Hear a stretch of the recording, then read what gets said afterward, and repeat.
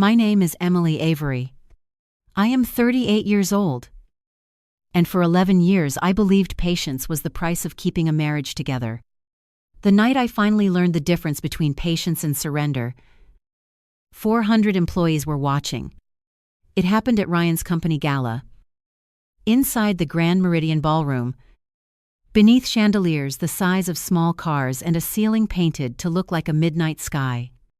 The company had spent nearly $800,000 on the event. Ryan called it an investment in morale. I would later learn that almost 1/4 of that amount had been routed through vendors personally selected by his secretary. Her name was Tessa Monroe. When I walked into the ballroom that night, Tessa was standing beside my husband with one hand looped through his arm, as if she had earned the right to wear him. Ryan saw me. He did not move away from her. Tessa did not move either. Instead, she looked me up and down, smiled at my black dress, and said, loudly enough for the people nearest us to hear, "Emily, you actually came. I thought Ryan said you hated corporate events." "I hate dishonest ones," I replied. That made 3 vice presidents stop talking. Ryan's jaw tightened. Tessa laughed. Still dramatic. No wonder he needs somebody calm around him. Her hand slid higher along his sleeve. I looked at my husband. "Ask her to step away from you." Ryan smiled the way men smile when they think humiliation is safer than honesty. "Don't make a scene." "I'm not making one." Tessa tilted her head. "You're his wife, Emily, not his owner." Then she leaned closer to me and lowered her voice just enough to pretend she wanted privacy. "You should be grateful he still brings you anywhere. Half this company thinks you're a pathetic housewife living off his success." I heard a laugh behind me. Then another. I do not know whether they were laughing at me, at the tension, or because nervous people often laugh when power tells them it is safe. But Ryan heard it. And something in him changed. His embarrassment became anger because I was not shrinking quickly enough. I said, "Take your arm off my husband." Tessa's smile widened.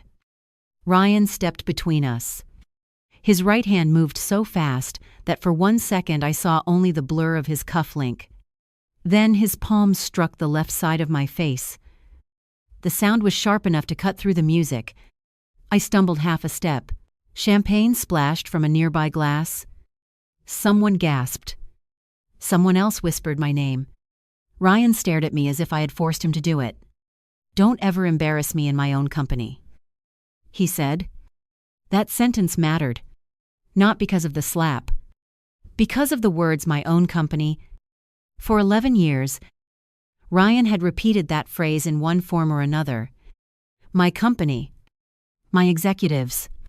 My investors. My building. My success? He believed all of it.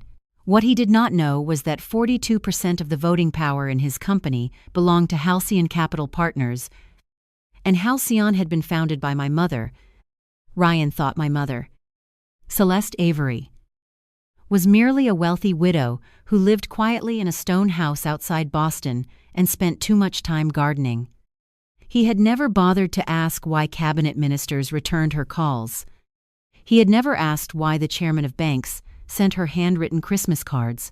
He had never asked why I had kept my maiden name. He had only decided that my mother's money was old, passive, and irrelevant. That arrogance was about to cost him everything he thought he controlled. I did not slap him back. I did not scream. I touched the corner of my mouth, looked at the trace of blood on my fingertip, and took out my phone. Ryan laughed. Tessa looked relieved. I opened a message thread that contained only 7 messages from the previous 6 months. Every one of them was between me and my mother. The last message from her had arrived at 5:12 that afternoon. "Are you certain I had not answered?" "Not yet." Now I typed 3 words. "Mom, it's time." Then I pressed send. Tessa whispered something to Ryan, and they both laughed. 10 minutes later, the ballroom doors opened. The first person through them was the chairman of Ryan's board. Behind him came the chief compliance officer. Then, 2 outside directors. Then our general counsel. Every executive at the front of the ballroom stood up. Ryan turned toward the doors with a confused smile. And then my mother walked in. She wore a dark blue suit. No diamonds. No dramatic entrance music. No visible enjeu. She did not look at Ryan first. She looked at me. Then she saw my face. And every person in that room watched the founder of Halcyon Capital stop walking. My mother had spent 40 years making decisions that moved markets without raising her voice. But when she asked, "Who struck my daughter?" the entire ballroom went silent. Ryan finally understood that the woman he had spent 11 years dismissing as my quiet, rich mother was the one person in the room every executive was afraid to disappoint. That was the moment he started losing his company.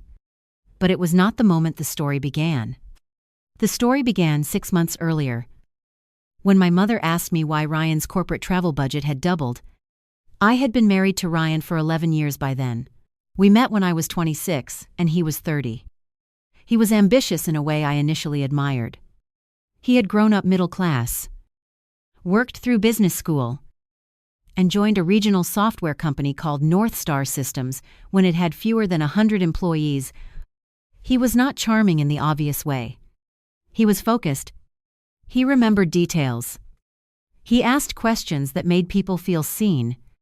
When we married, I thought we were building something together. I did not tell him much about my family's holdings. That was not because I was ashamed of them. It was because I had watched wealth distort relationships all my life. My father died when I was 19. My mother had already built Halcyon Capital by then.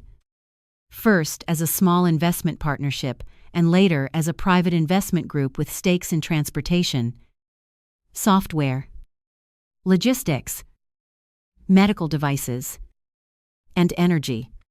People behaved differently when they knew. Professors became attentive. Friends became curious about vacations. Men became interested in what my mother owned.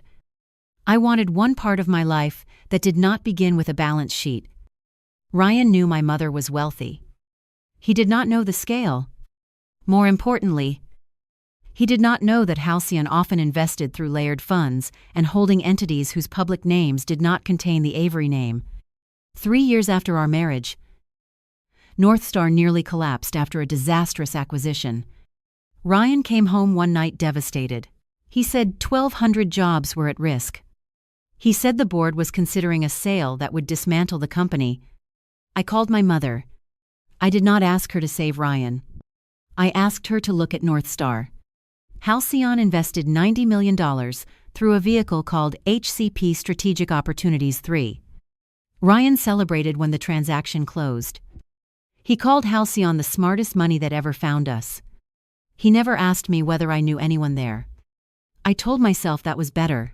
Over the next 8 years, North Star grew into a multi-billion-dollar enterprise software company. Ryan became Chief Operating Officer, then President, then Chief Executive. With every promotion, the version of him I had married became harder to find. At first, the changes were small. He stopped asking my opinion before major purchases. He began introducing me as my wife Emily instead of Emily, who works in nonprofit strategy. When I left my full-time role at a family foundation to care for my mother during a serious cardiac illness, he started calling me retired. After my mother recovered, I chose not to return to the same job. I began consulting quietly for nonprofit boards, usually from home. Ryan translated that choice into a simpler story. Emily does not work. By the time Tessa became his executive secretary, that story had become part of company culture. Tessa was 31, bright, efficient, and very good at identifying where power sat in a room. Within 6 months of joining Ryan's office, she controlled his calendar, travel, internal communication, and access. Within 9 months, She was attending investor dinners that spouses were not invited to. Within a year, she had an apartment in a luxury building 8 minutes from North Star headquarters. Ryan told me the company leased several units there for visiting executives. I believed him for exactly 4 days. Then my mother called. "Emily," she said, "do you know why North Star's executive hospitality line is up 83% year over year?" I was standing in my kitchen when she asked. "I don't. Do you know why a communications vendor called Marrow Lane Media has been paid $1.7 million in 14 months, despite having no website? No employees listed publicly. And no prior clients. No. Do you know Tessa Monroe?" I stopped stirring my coffee. "Yes." My mother was silent. That silence had frightened senior executives since before I was born. "Should I know something?" I asked. "I don't know yet," she said. "But the numbers are beginning to tell a story." That was the first time I understood that Ryan's affair might not be the worst thing he was hiding. My mother could have ordered a formal audit immediately. Halcyon's investment rights allowed it. I asked her not to. Not because I wanted to protect Ryan, because I needed to know whether the problem was personal, financial, or both. If I confronted him too early, he would move the evidence. If my mother moved too early, Ryan would blame her for interfering in our marriage. So we did something neither Ryan nor Tessa expected. We waited. And we watched. The first evidence came from a hotel bill. Ryan told me he was traveling to Seattle for a leadership summit. The charge on our joint card showed a hotel in Santa Barbara. When I asked, he said, the corporate travel desk had accidentally attached another executive's invoice. I nodded. Then I photographed the statement. The second evidence came from a jeweler. A black velvet box appeared in Ryan's car. He told me it contained a retirement gift for a board member. 3 weeks later, Tessa wore the same diamond bracelet to a charity luncheon. I said nothing. The third piece was not about the affair at all. It was a vendor payment. My mother's audit team discovered that Marrow Lane Media was registered to Tessa's older brother. The company billed North Star for brand positioning, executive narrative development, strategic market activation, and stakeholder sentiment engineering. The descriptions were vague. The invoices were not meter. They included luxury resort suites, designer purchases, private dining, and airfare for 2 people whose initials matched Ryan and Tessa. I remember sitting across from my mother in her study, looking at the printout. How much, I asked. Documented so far, $486,000 in expenses with no clear business purpose. Potentially more. And Ryan approved them. His digital authorization is on 81%. The room seemed to tilt. An affair was betrayal. This was something else. This was theft hidden inside authority. My mother folded her hands. I can call the audit committee tonight. No. Emily. If you call them now. He says, this is a family fight. He says you never liked him. He turns the board meeting into a marriage dispute. My mother looked at me for a long time. What do you propose? Let him believe he is safe. That was when my mother smiled without humor. For the first time in months, I recognized the woman who had built Halcyon from a borrowed office and a single assistant. All right, she said. Then we let him talk. Over the next 4 months, Ryan talked. He talked in emails. He talked in expense approvals. He talked in private messages sent through a corporate device he assumed nobody would ever preserve. He talked in late-night calls with Tessa about creating a new executive structure after the annual gala. One recording, captured lawfully through a corporate compliance archive, changed everything. Tessa asked him, "What about Emily?" Ryan laughed. After the gala, "I'm done pretending. Once the board signs off on the new compensation package, she can become a private problem." Tessa said. And her mother, Ryan replied. Her mother is rich. Not relevant. My mother listened to that recording only once. Then, she closed the laptop. Are you still certain you want to wait? Yes. Why? Because the gala is when he wants to crown himself. I looked at the North Star invitation on the table. Annual Leadership and Innovation Gala. 400 employees. Major customers. Press. Board members. Investors. If the truth comes out before then, I said, he will say he was ambushed. And if it comes out there, he will have chosen the stage himself. My mother nodded. Then she asked the question I had been avoiding. What if he humiliates you? I thought about 11 years of marriage.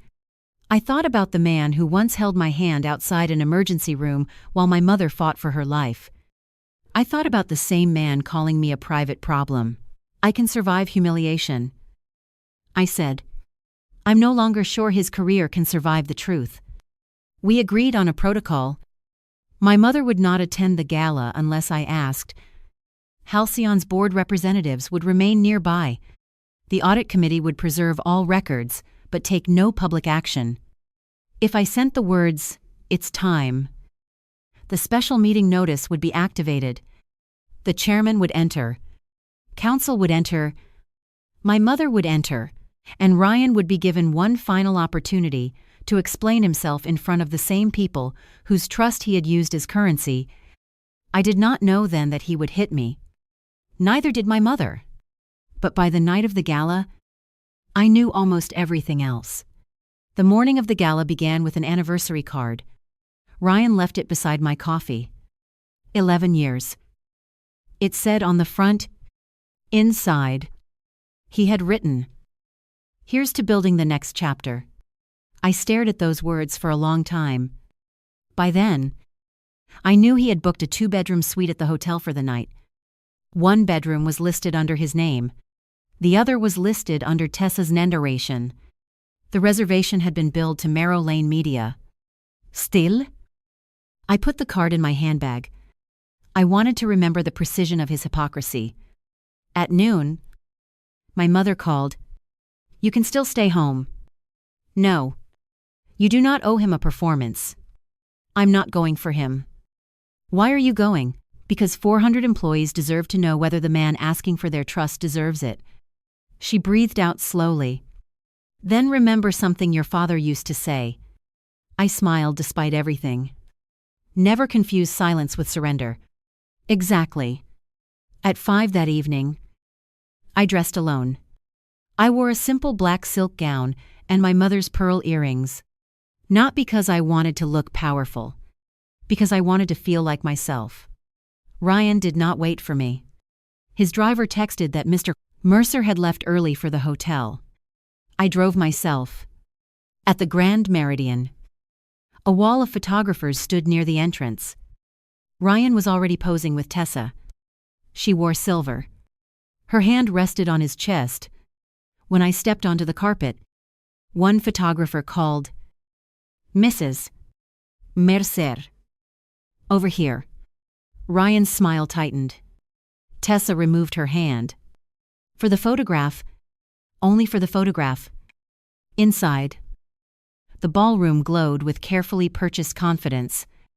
North Star logos floated across enormous screens. A live string ensemble played beneath a suspended sculpture shaped like a constellation. Employees took selfies. Investors shook hands.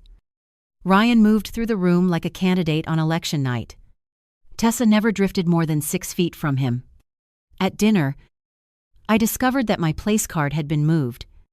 My assigned seat beside Ryan was gone. Tessa sat to his right. I had been placed 3 tables back.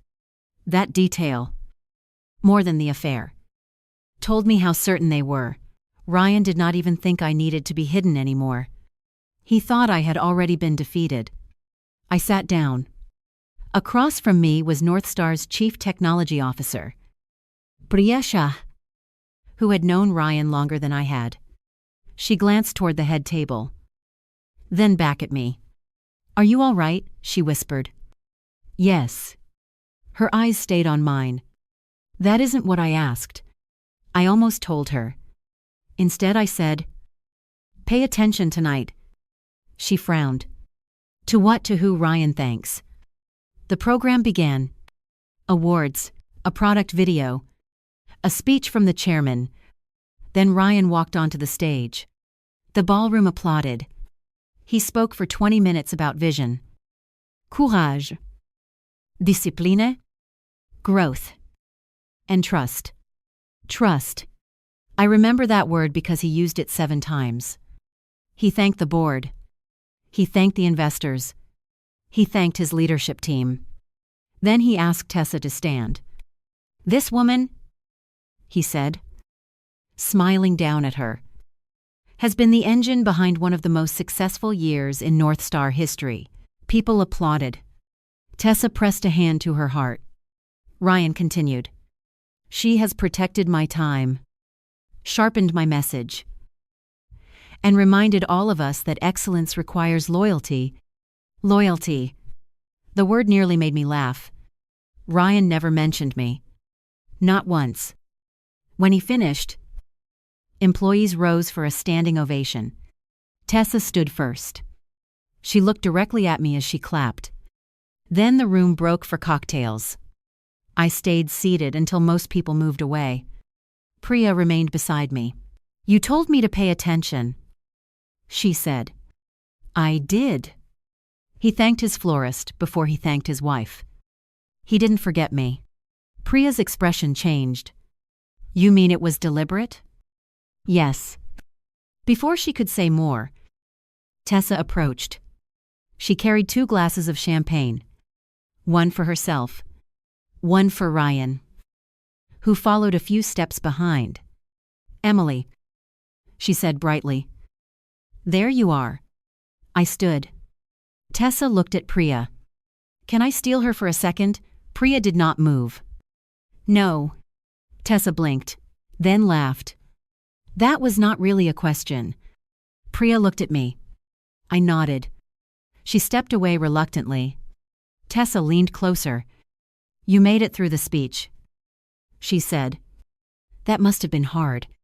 What was realizing the company does not revolve around being Mrs. Ryan Mercer. I looked at her. No. I learned that a long time ago.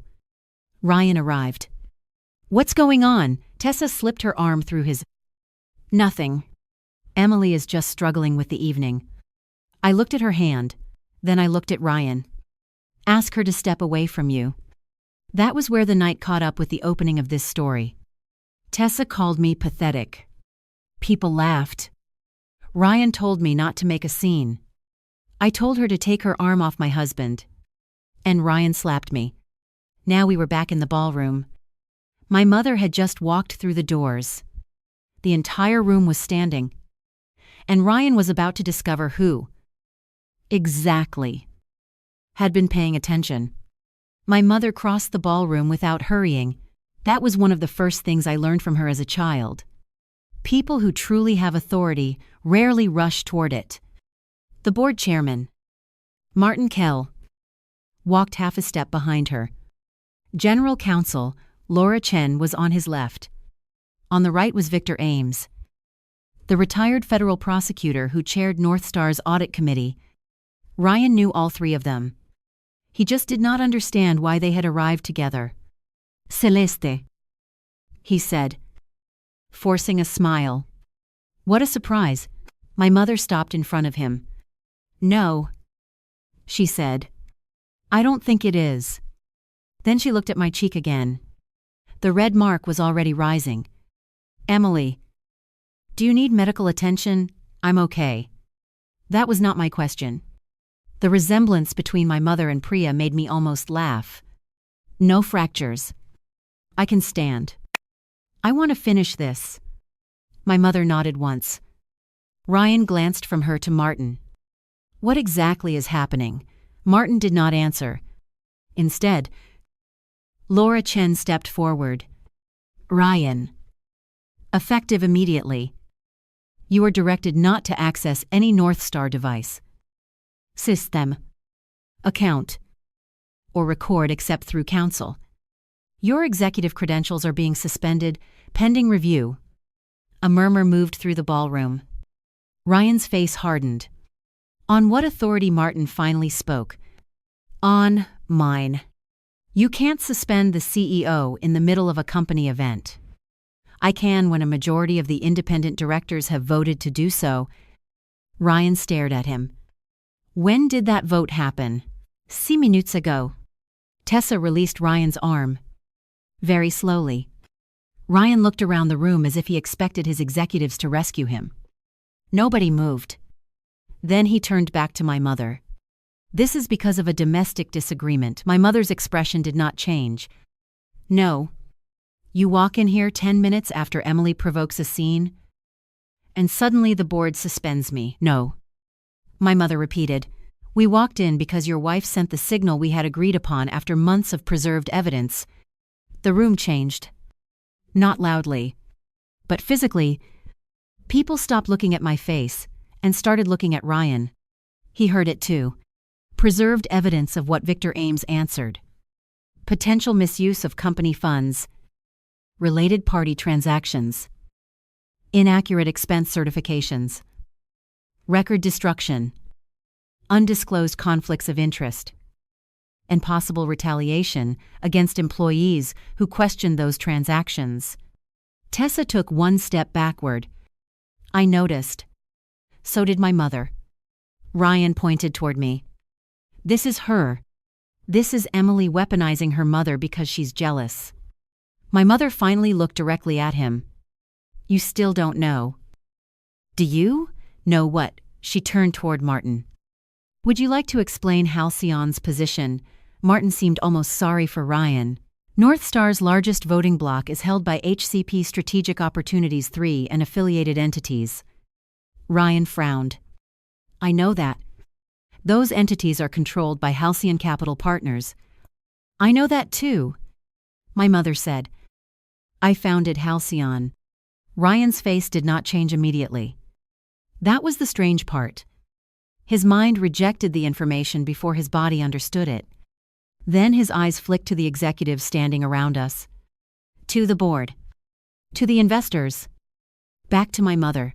You, yes. No. Halcyon is institutional. My mother almost smiled. It is. You never told me. I was never required to. Ryan turned to me. You knew I looked at him. For most of my life, you let me think she was what I asked. He stopped. A rich widow, a harmless older woman, a mother whose existence ended at my wedding. The words would not help him now. My mother said, for clarity, Halcyon controls 42% of North Star's current voting power and has contractual nomination rights for 3 board seats. We do not own the company. We do not run it. But we have a duty to protect our investment when management appears to be using corporate assets as a private checking account. Ryan's face had gone pale. Tessa suddenly found her voice. This is insane. I have never stolen $1 from this company. Victor looked at her. Did I say you had? She froze. He continued. Ms. Monroe. You are also instructed not to access company systems or leave this hotel with any company-owned device. You will be given an opportunity to respond through counsel. This is humiliating. The words came out before she could stop them. My cheek was burning. I almost admired the irony. Ryan recovered enough to become angry again. You cannot hold us here. No one is holding you. Laura said. You may leave. If you do, leave your company phone and laptop with security. Ryan's eyes moved to the exits. 2 security managers stood there, not blocking anyone. Waiting. The ballroom had become so quiet that I could hear the ice shifting in glasses. Then Ryan made the worst decision available to him. He laughed. It was too loud. Too sharp. Fine, he said. You want theater. Let's have theater. Tell everyone what you think you found. Martin said. Ryan, I strongly recommend that you do not turn an internal investigation into a public argument. Why? Because Emily wants to destroy me privately. Instead, I had been silent since my mother arrived. Now I stepped forward. I didn't ask you to hit me. Ryan's expression flickered. I barely touched you. A sound moved through the room. Not laughter this time. Disgust. I pointed toward a dark glass dome in the ceiling above us. This ballroom has security cameras. He looked up. I continued. So does the corridor. So does the executive floor. So does the loading entrance where corporate gifts were delivered. We don't need to argue about what happened. We can preserve it. Tessa looked toward the ceiling too. That was when I knew there was more on those cameras than the slap. My mother noticed her reaction. Laura, she said, please instruct the hotel to preserve all footage from the past 72 hours. Laura nodded. Tessa's mouth opened, then closed. Ryan looked at her, just for a second. But I saw the fear pass between them. The hotel mattered. Why, I did not know yet. That question became the next hook in my mind. My mother touched my elbow gently. Emily, would you like to leave? No. Are you sure? Yes. I turned toward the room. 400 employees had just watched their CEO strike his wife and then discover that his largest investor was her mother. Some looked shocked. Some looked ashamed. Some looked fascinated. I hated being watched, but I had spent months thinking about the people whose bonuses, jobs, and retirement plans depended on Ryan's judgment. If we left them with only scandal, rumor would do the rest. So I asked Martin for the microphone. He hesitated, then handed it to me. I walked onto the stage. The same stage Ryan had used 20 minutes earlier to praise loyalty. The giant North Star logo glowed behind me. I looked at the employees first. I am not an officer of this company. I said, I am not here to take Ryan's job. I am not here to ask anyone to choose a side in my marriage. Ryan stared at me from the floor. I am here because I learned that personal betrayal may have been funded with corporate money. That distinction matters. If Ryan had simply cheated on me, it would be a private failure. Painful. Ugly. But private. Tessa looked down. But if company funds paid for private travel, jewelry, housing, or vendors connected to people in his personal life, then employees and shareholders deserve facts. Not gossip. Facts? The ballroom stayed still. I also want to say this clearly. No one here owes me an apology for what you did not know. No one should be punished for laughing nervously, for staying silent, or for being confused. But from this point forward, anyone who destroys records, pressures witnesses, or retaliates against employees will be making a choice with full knowledge. I gave the microphone back to Martin. My mother looked at me with something between concern and pride. Ryan looked like he hated me. The gala ended 23 minutes later, not with dancing, with instructions. Employees were told they could go home and would receive a written update the next morning. Senior finance, legal, HR, and IT personnel were asked to remain available. Ryan surrendered his company phone after arguing for 11 minutes. Tessa handed over hers immediately. Too immediately. When security asked for her laptop, she said it was in her hotel room. Laura asked which room. Tessa answered 1714. I knew Ryan's company suite was 1716. Nobody commented. They did not need to. As guests began filing out, my mother took me into a small service office behind the ballroom. A hotel nurse cleaned my lip. There was no serious injury. The bruise would last longer than the pain. My mother stood by the window. For the first time that night, her composure cracked. You should have called me sooner. I didn't know he would hit me. I mean, before tonight. I looked at her. So you could stop it, yes. And then would I spend the rest of my life wondering whether I could have stood there and ended it myself? Her eyes filled. Not dramatically. My mother almost never cried. I am your mother. Emily, I don't need you to prove you can survive being hurt. I know. Do you? I took her hand. I wasn't proving it to you. Then to whom I thought about the answer? Myself. We sat together in silence. A few minutes later, Laura Chen entered with Victor. Laura held a tablet. We have a problem. My mother straightened. What the hotel has already begun preserving footage. And security reviewed the executive floor corridor from yesterday. Laura looked at me. At 1143 last night, Ryan entered room 1714 with Tessa. At 12:06. A hotel employee delivered 3 sealed company archive boxes to that room. I frowned. Archive boxes, Victor nodded. Physical records. Finance labels.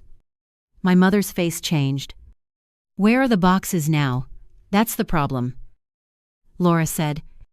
They left the room this morning. With whom, Tessa? Where did she take them? Laura swiped the screen. To the loading dock. She turned the tablet toward us. A still image showed Tessa in jeans and a baseball cap pushing a luggage cart carrying 3 gray archive boxes. Beside her stood a man I recognized. Not from North Star. From Merrow Lane Media's registration documents. Tessa's brother. Connor Monroe. Victor said. Hotel cameras show him loading the boxes into a white van at 718 a.m. My mother asked, do we know what was in them? No. I stared at the image. The affair had been obvious. The money had been suspicious. But physical records moving out of a company suite hours before a gala suddenly made the entire situation darker. Ryan had not just been careless. Someone had been preparing for the investigation before we announced it. Which meant one of 2 things. Either Ryan knew we were watching, or someone inside the audit process had warned him. I looked at my mother. Who knew about tonight? Very few people. How few? 7. Victor corrected her. 8. Including me. I looked at the photograph of Tessa's brother loading boxes into a van. Then we have another problem. My mother understood immediately. A leak? And just like that, the story stopped being only about my husband and his mistress. Now we had to find out who inside the company had been helping them stay one step ahead. By midnight, the gala had become a crisis room. The Grand Meridian converted a private dining room into a temporary operations center. Laptops appeared. Coffee arrived. The flowers from dinner were moved into the hallway because nobody wanted to look at them anymore. Ryan and Tessa left separately after surrendering their company devices. Ryan did not speak to me. He sent one text from his personal phone. You have no idea what you just started.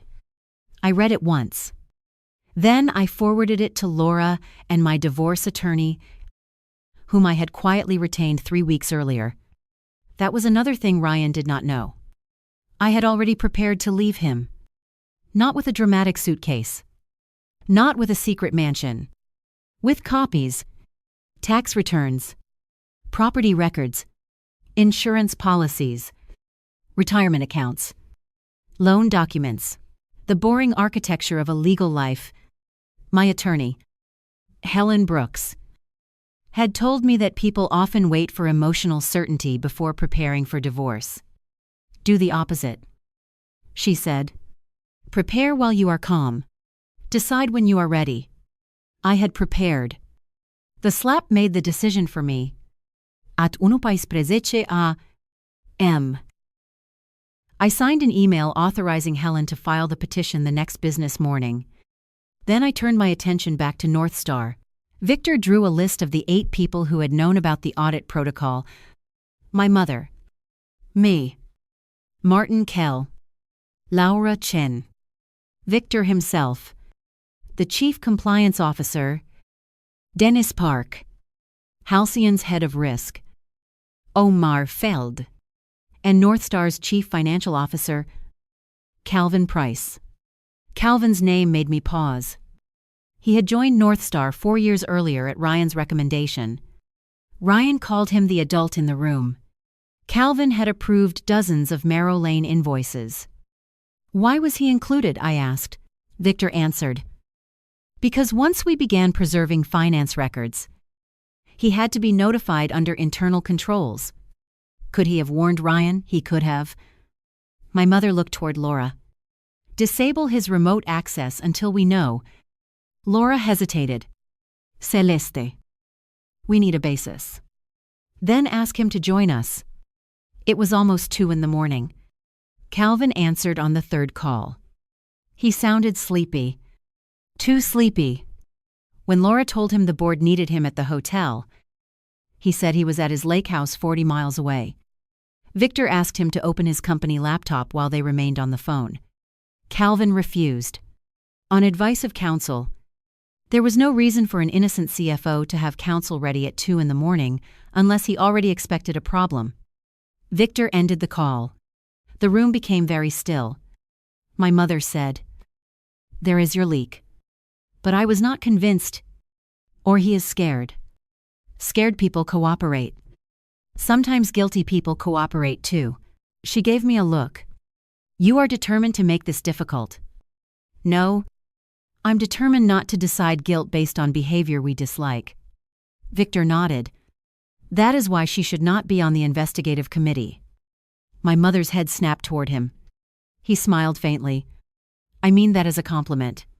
He was right. I was too close. Ryan was my husband. Tessa had humiliated me. Calvin might have enabled them. If the investigation was supposed to mean anything, it could not become my private courtroom. So I made a choice that surprised even my mother. I'm stepping back. Emily, I will provide documents. I will answer questions. I will not direct findings. Victor looked relieved. Good. My mother did not. She waited until we were alone in the corridor. You're giving up leverage. I'm preserving credibility. Those are sometimes the same thing. Not tonight. She studied me. Then she nodded. At 3 a.m, I went home. Our house was dark. Ryan's car was not there. I walked through rooms we had filled over 11 years and realized how little of him was actually present. His clothes, his watches, his wine, his awards, but almost no evidence of the man I had married. I slept in the guest room. A chasse patruzeci. The doorbell rang. I checked the camera. Ryan. He stood on the porch wearing the same tuxedo from the gala. No coat. No tie. His hair was disordered. For one irrational second, I remembered him at 30, standing outside my first apartment with coffee because I had worked late. Then he looked at the camera and said, Emily, open the door.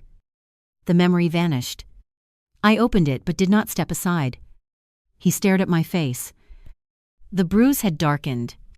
Something like regret crossed his expression. Then he said, You made that look worse than it was. I almost smiled. That's your opening line. You humiliated me. You hit me. After you attacked Tessa, I asked her to take her arm off you. You threatened her. No. You were aggressive. No. You were trying to provoke me because you knew your mother was waiting. I looked at him. This was not a conversation. It was editing. Ryan was rewriting the previous night in real time, searching for a version he could survive. Why are you here? This is my house. It's jointly owned. I need clothes. I'll let you collect them while I remain downstairs. The cameras are on. He laughed bitterly. Your mother turned you into this. My mother didn't make your hand move. That stopped him. He looked at the floor. Then back at me. Do you know what people are saying? I don't care. You will. North Star is down 11% in pre-market indications. Customers are calling. Employees are panicking. You and Celeste may have destroyed billions in value over a personal issue. Then tell the board the expenses were legitimate. His jaw tightened. They were. Good. The audit will confirm that. Call it off. No. Emily. No. His voice softened. The change was almost elegant. I made a mistake. I said nothing. I was angry. I should never have touched you. There it was. Not remorse. Strategy. Tessa means nothing. I still said nothing. She got too close. I let boundaries blur. That's on me.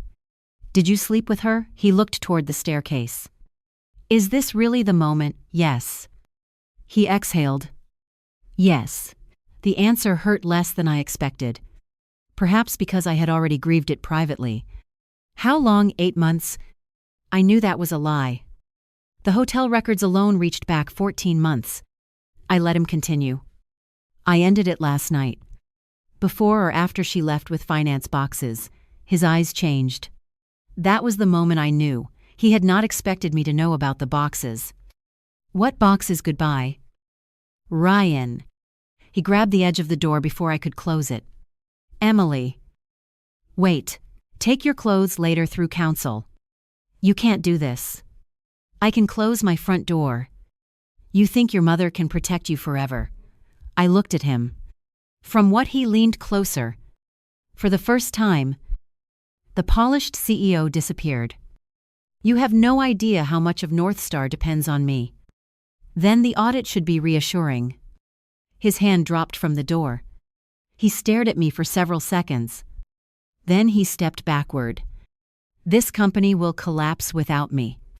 Maybe. You don't believe that. No. I said. I believe companies that depend on one dishonest man are already collapsing. They just haven't admitted it yet. I shut the door. My hand started shaking only after the lock clicked. At 8. North Star issued a statement. The CEO had been placed on administrative leave pending an independent review. It did not mention the affair. It did not mention my mother.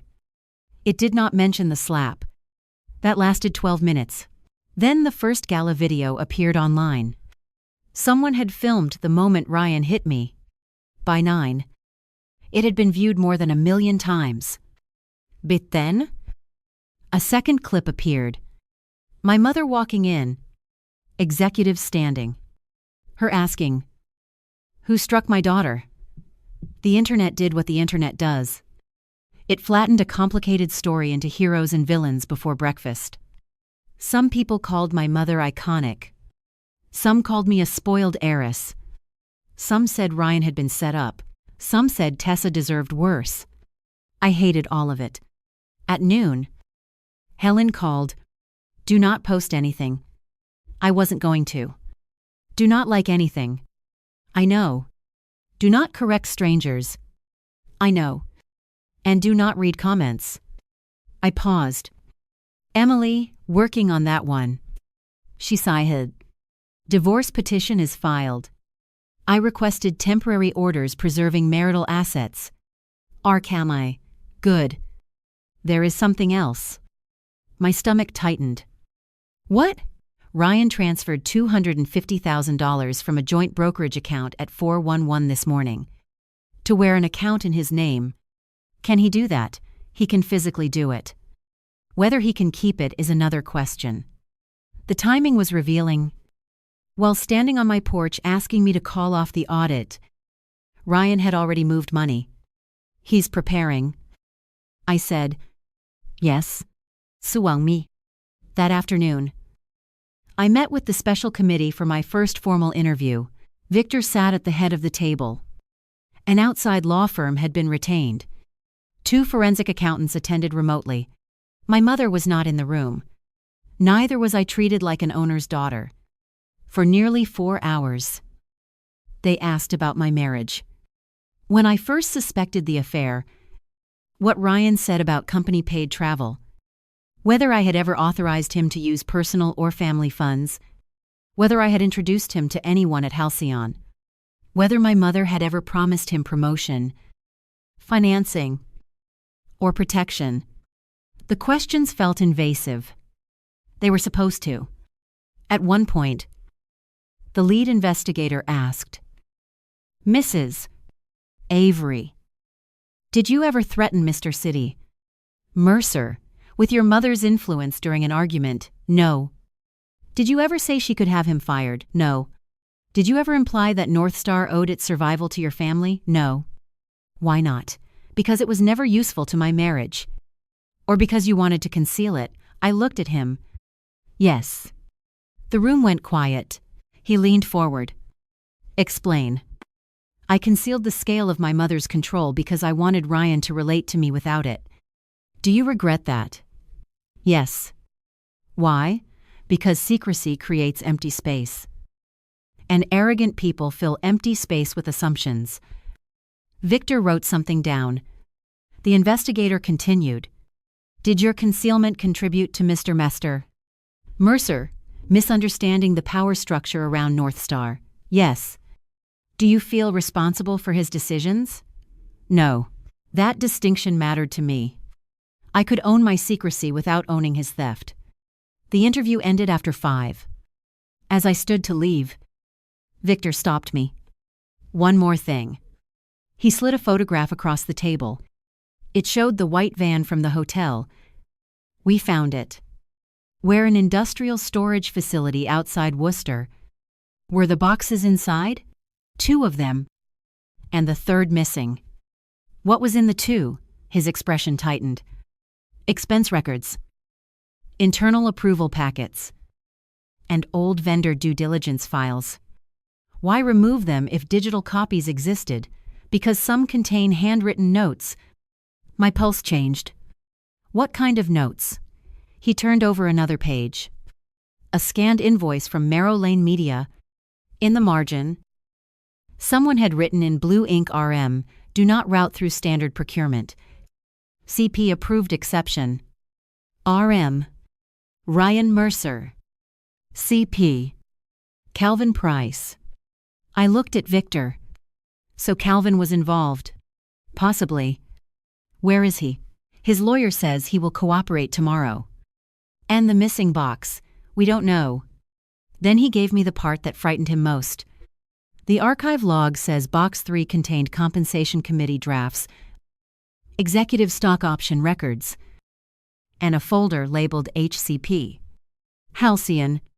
My mother's investment. I stared at the paper. Why would Ryan remove files about Halcyon? Victor said. That is what we intend to find out. But I already felt the shape of the answer. Ryan had not simply been spending company money on Tessa. He had been studying the ownership structure. And if he had been studying it secretly, there was a reason. That night, I called my mother. I think the affair was the distraction. She was quiet. What do you think the real plan was? I don't know yet. Then my email chimed. A message had arrived from an unknown address. No subject.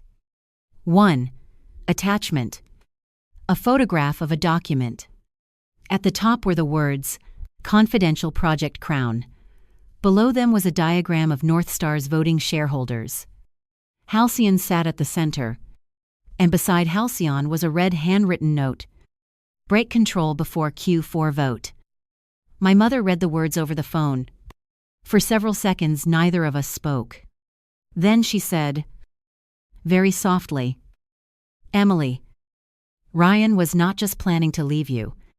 I stared at the document. No, he was planning to remove us. The question was how? Project Crown was not a file. It was a blueprint.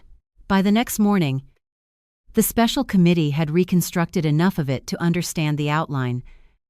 North Star had been negotiating to acquire a small artificial intelligence company called Lattice Bridge. Publicly, the deal looked ordinary, a fast-growing software company buying a niche analytics platform.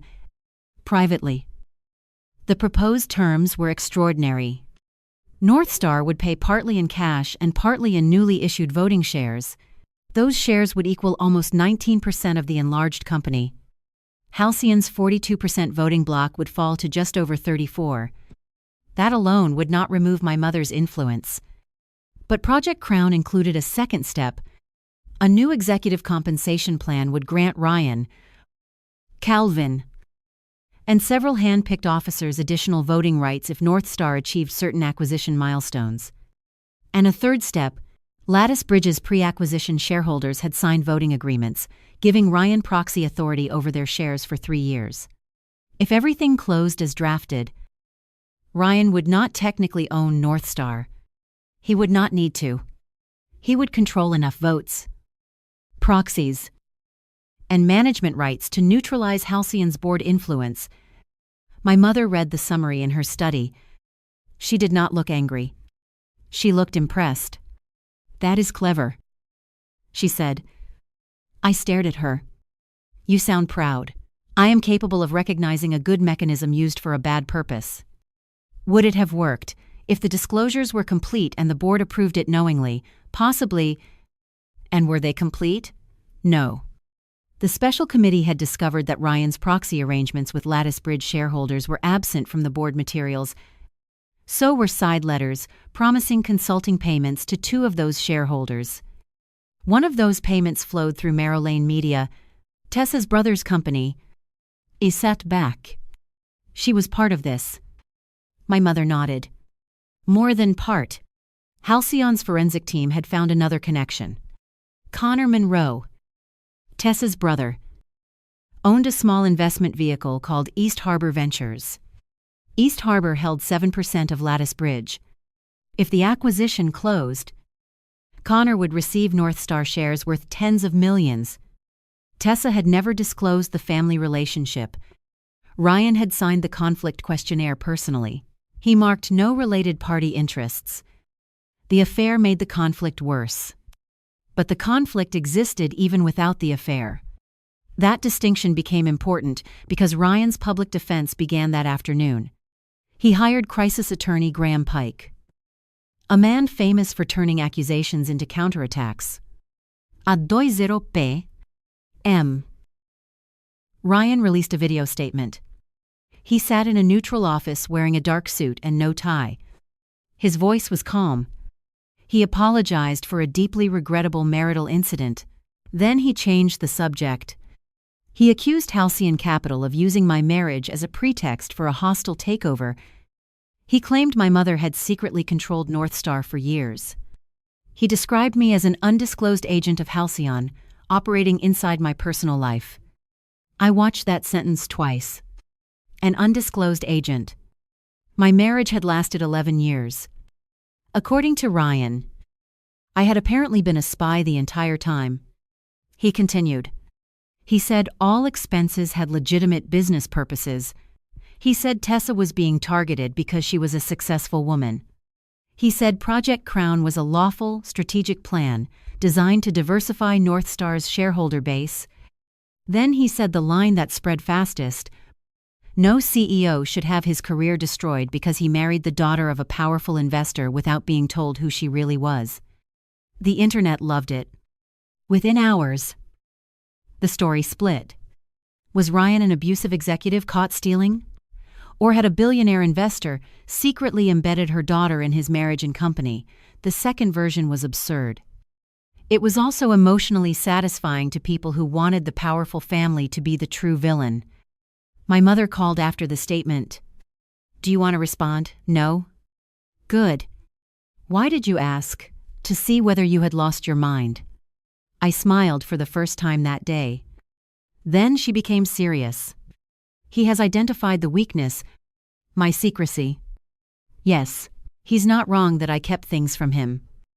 No. But a marriage is not a securities disclosure form. I looked out my window. People will think I trapped him. Some will. That doesn't bother you, Emily. If you spend your life trying to stop strangers from forming incomplete opinions, you will never finish breakfast. That was my mother. Practical, even when the world was burning. The special committee did respond. Not emotionally. With process. It announced that outside counsel was reviewing the Lattice Bridge acquisition, related party transactions, expense approvals, and document preservation. The board postponed the acquisition vote. North Star's stock fell another 6%. Ryan's supporters blamed my mother. Ryan blamed me. Employees blamed uncertainty. And somewhere inside that chaos was the missing archive box. Calvin Price arrived for his interview at 8 the next morning. He brought 2 lawyers. For 5 hours. He denied leaking anything.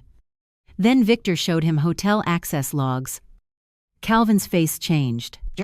At 10:30 she szepte, p.m.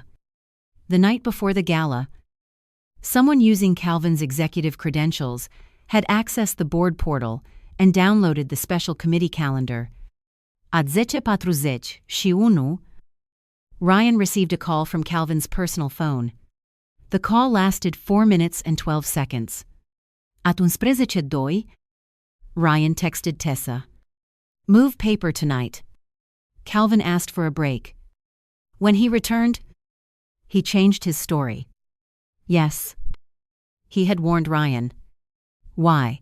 Because Ryan had told him the audit was a politically motivated attack. Because Ryan had said Halcyon planned to fire the entire executive team.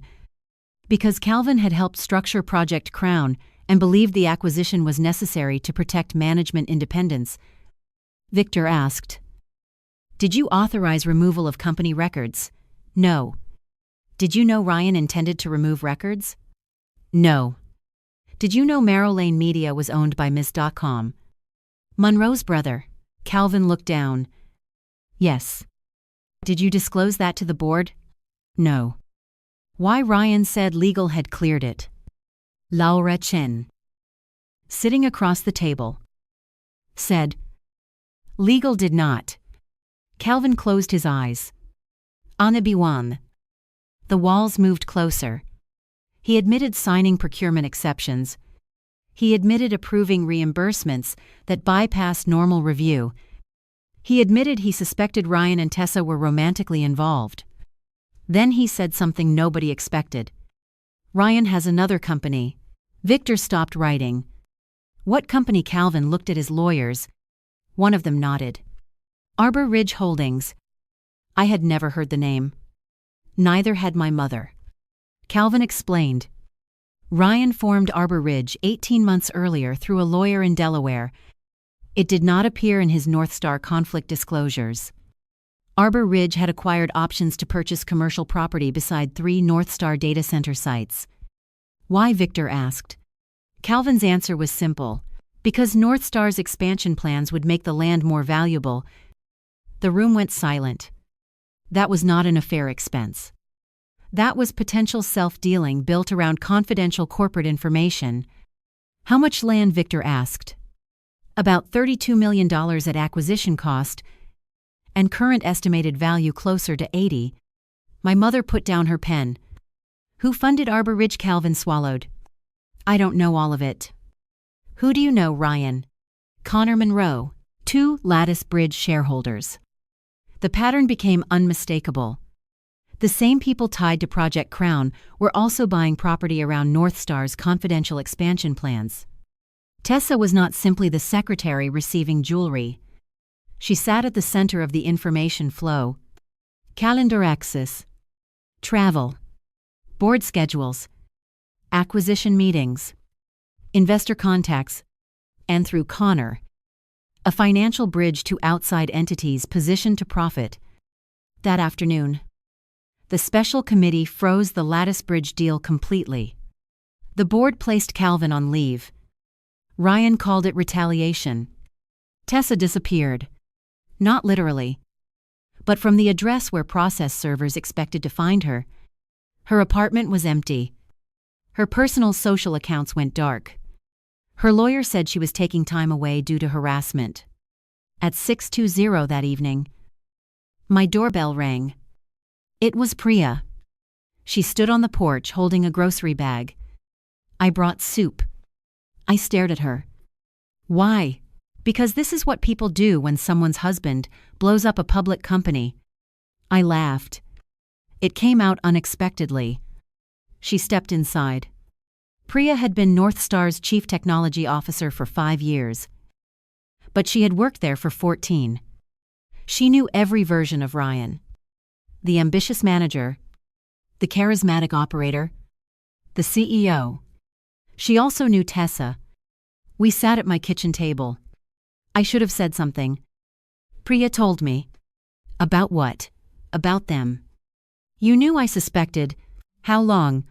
Almost a year. The answer still hurt. Why didn't you tell me? Because I had no proof. And Ryan had started making examples of people who challenged Tessa. That got my attention. What examples? Priya opened her bag and pulled out a folder. Inside were names. 7 employees. 1 executive assistant transferred after questioning a travel invoice. A procurement manager placed on a performance plan after refusing to approve Marrow Lane without documentation. An HR director who resigned after Tessa demanded access to confidential complaints. A finance analyst terminated for insubordination. Priya tapped the last name. Melissa Grant. What happened to her? She found duplicate invoices. For Marrow Lane. Yes. What did she do? Escalated to Calvin. And 3 weeks later, Ryan approved her termination. I looked at Priya. Did anyone preserve her work? I did. She opened her laptop. There were spreadsheets. Dozens of them. Melissa had identified invoice numbers appearing twice with slightly altered descriptions. Some were charged to marketing. Others to executive services. Same date. Same amount. Different department. The duplicates totaled more than $600,000. Why didn't you go to the board? I asked. Priya looked ashamed. Because I told myself I was a technology officer, not an auditor. Priya. I know. No. I'm not judging you. You should. I shook my head. This is exactly why people like Ryan get stronger. Everyone sees one small piece and assumes somebody else sees the whole thing. She looked at me. Do you see the whole thing? Yes. No. That was the truth. Every day, a new door opened. Behind each door was another room. Priya's evidence went to Victor that night. The terminated analyst, Melissa, agreed to speak. She had kept copies of her original work because she believed her termination was retaliation. 2 days later, outside counsel confirmed that at least $3 million in Marrow Lane billing appeared duplicated, unsupported, or personally beneficial to Ryan, Tessa, or people connected to them. But the missing box still bothered me. Project Crown could be reconstructed electronically. Compensation drafts could be recovered. Why risk physically stealing a box unless it contained something that did not exist digitally? I asked Victor that question. He agreed. Then, on the 5th morning after the gala, the hotel called Laura. A housekeeper had found a small metal key behind the dresser in room 1714. The key had a paper tag. B3. Box 3. The storage facility used standard locks, but the key did not match the 2 boxes recovered from Connor's van. Victor sent an investigator back to the facility. They searched a second unit rented under East Harbor Ventures. Inside was no archive box. There was a fireproof document safe. The key opened it. Inside the safe were 47 pages. No originals, only photocopies. The first page was a draft presentation titled Project Crown. The next pages were voting analyses. The last 11 pages were different. They were copies of old Halcyon investment agreements. One clause was highlighted repeatedly. A clause allowing Halcyon to require immediate redemption of certain preferred securities if North Star engaged in an unauthorized change of control. Ryan had been studying the clause. Not to comply with it. To avoid it. In the margin of one page, in Ryan's handwriting, were 4 words. Trigger only if discovered. I read them again. Trigger only if discovered. He knew Project Crown could activate Halcyon's protection rights. He had built the plan assuming the board would never receive complete information. That was not aggressive leadership. That was a strategy dependent on concealment. But the final page in the safe was worse. It was a handwritten list of names, Martin Kell, Laura Chen, Victor Ames, Dennis Park, Omar Feld, Calvin Price, my mother, me. 8 names. The exact 8 people who knew about the audit protocol. Beside 3 names were checkmarks. Calvin, Denise, Omar. Calvin had admitted being the leak. But why were Denise and Omar marked too? Denise was North Star's chief compliance officer. Omar ran risk for my mother. 2 people we had trusted to protect the investigation. 1 from each side. I called my mother. She answered immediately. What happened? We may have more than 1 leak. There was a pause. Who? I told her. My mother did not speak for several seconds. Then she said, "Do not call Omar." Why? Because he is sitting across from me right now. My blood went cold. What are you doing? He asked for a meeting. About what he says he knows where Tessa is. I stood up so quickly, my chair fell backward. Mom? Don't let him leave. Her voice stayed calm. I wasn't planning to.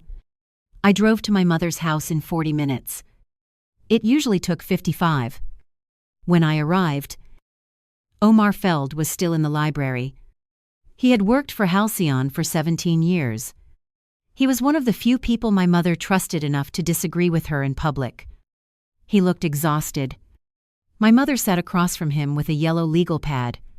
I walked in and closed the door. Where is Tessa? Omar looked at my mother before answering. At a house outside Newport. Whose house? Her aunt's. How do you know? She contacted me. When? Last night. Why you? He took a breath.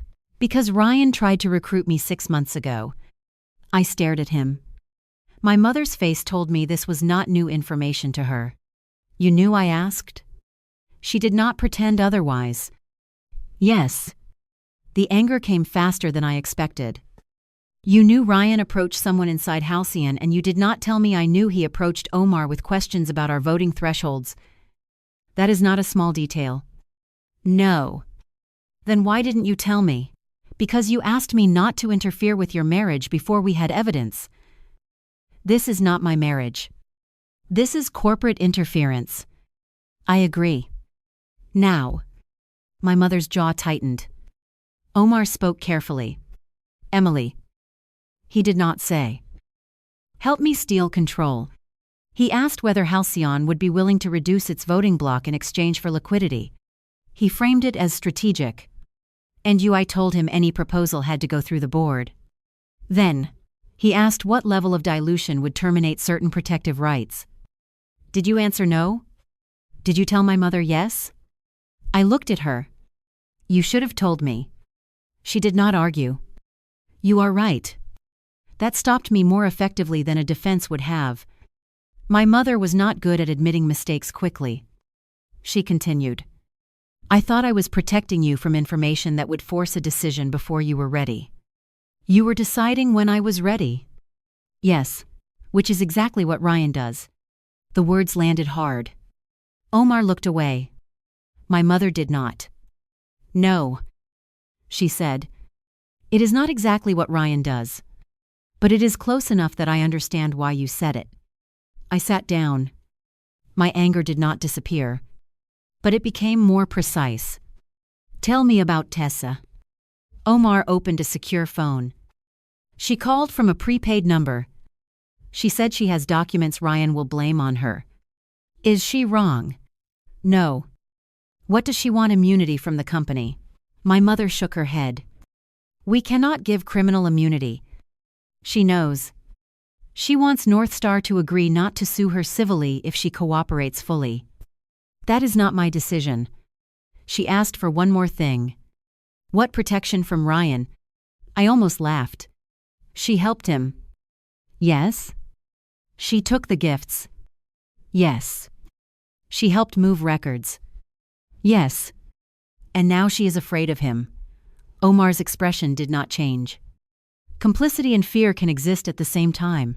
I hated that he was right. The world would have been easier if people fit into clean categories. Victim. Villain. Witness. Accomplice. Real people overlapped. Why is she afraid? Omar played an audio clip. Tessa's voice came first. You told me the acquisition was clean. Ryan answered, It is clean if everyone keeps their mouth shut. What about the invoices? You signed half of them. Because you told me to. And now that becomes very useful. There was a pause. Tessa said, Are you threatening me? Ryan laughed. I'm reminding you that if this goes bad, you are the secretary who created fake vendors and slept with the CEO. I'm the CEO who trusted the wrong employee. Which story do you think the board buys? The recording ended. I felt no sympathy for Tessa in that moment. But I understood her fear. Ryan had built an escape route. It ran directly over her. Where did the recording come from? She recorded him 3 weeks ago. So she already distrusted him. Yes. Why stay? Omar shrugged. Money. Ambition. Fear. Love. Pick one. My mother said, We should not negotiate through you. I agree. She called Laura. Within an hour. Outside counsel arranged a protected interview location. Tessa would come the next morning with her own attorney. I asked to attend. Victor refused. You are a witness and a spouse. She humiliated me in public. Exactly. I looked at my mother. She said, He is right. I hated hearing that twice in one day, so I stayed home. At 11 the next morning, Tessa entered a law office through an underground garage. Her interview lasted 7 hours. I learned the outline afterward. She admitted the affair. It had lasted 19 months. She admitted Merrill Lane was her brother's company. She admitted she steered North Star work to it. She admitted personal expenses were buried in legitimate invoices. She admitted helping Ryan remove archive boxes. She admitted knowing Project Crown was designed to dilute Halcyon. She denied understanding the full land speculation through Arbor Ridge. She denied creating the duplicate invoices. She said Ryan and Calvin handled most financial structuring, and she provided something no one else had. A backup drive. Ryan had told her to destroy it. She did not. The drive contained copies of messages Ryan routinely deleted from his phone. Tessa had kept them because she no longer trusted him. The messages were devastating. Not dramatic. Specific. Ryan asking Connor to split hotel charges across 3 vendor invoices. Ryan instructing Tessa to have jewelry labeled as executive relationship gifts. Ryan telling Calvin to delay compliance review until after Project Crown closed. Ryan discussing how to frame my mother as a predatory investor if Halcyon objected. And then one message that hurt me more than the affair. Tessa had asked, Are you actually going to divorce Emily? Ryan replied, Eventually, but not until I know what she gets from Celeste when Celeste dies. I read that message alone in my kitchen. For a few seconds I could not breathe. Ryan had not merely tolerated my family. He had been calculating inheritance. My mother was alive, healthy again, working every day, and my husband had been estimating the financial value of her death. I closed the laptop. Then I walked outside. It was cold. I stood barefoot on the back steps until the air hurt enough to bring me back into my body. My mother found me there 20 minutes later. I had forgotten she still had a key. She came outside carrying my coat. She did not speak. She put it around my shoulders. I said, He was waiting for you to die. I saw. I'm sorry. For what that he thought about you that way. My mother's expression softened. Emily. Do not apologize because a greedy man assigned me a future value. I laughed once through tears. He made a spreadsheet out of our lives. Then let us not become one. We sat on the steps. For the first time since the gala, I cried properly. Not about the slap. Not about Tessa. About the 11 years I had spent translating Ryan into a kinder language. Ambition became pressure. Distance became stress. Control became leadership. Contempt became fatigue. I had been editing him for years too. Just more lovingly. My mother let me cry. Then she said, "I owe you an apology." I wiped my face. For Omar. For more than Omar. I looked at her. She continued.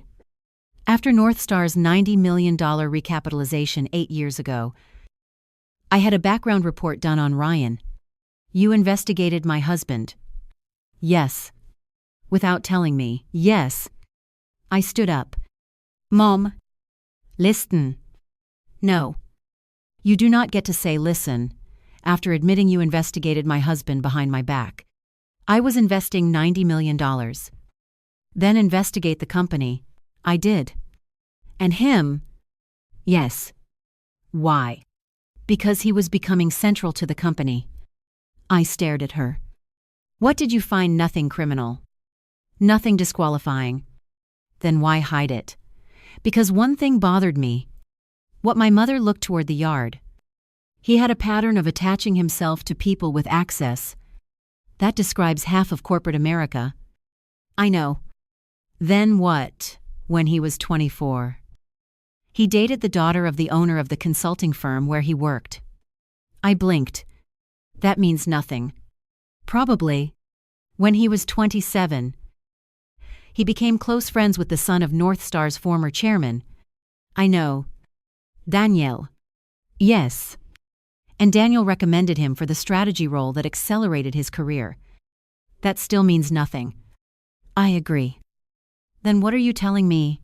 That I distrusted him before I had a reason, and because I did not want to become the mother who poisoned her daughter's marriage with suspicion? I said nothing. I was angry. But beneath the anger was a painful recognition. My mother had made the opposite mistake from me. I had ignored patterns to preserve love. She had noticed patterns and buried them to preserve my autonomy. Both of us had chosen silence. Different motives.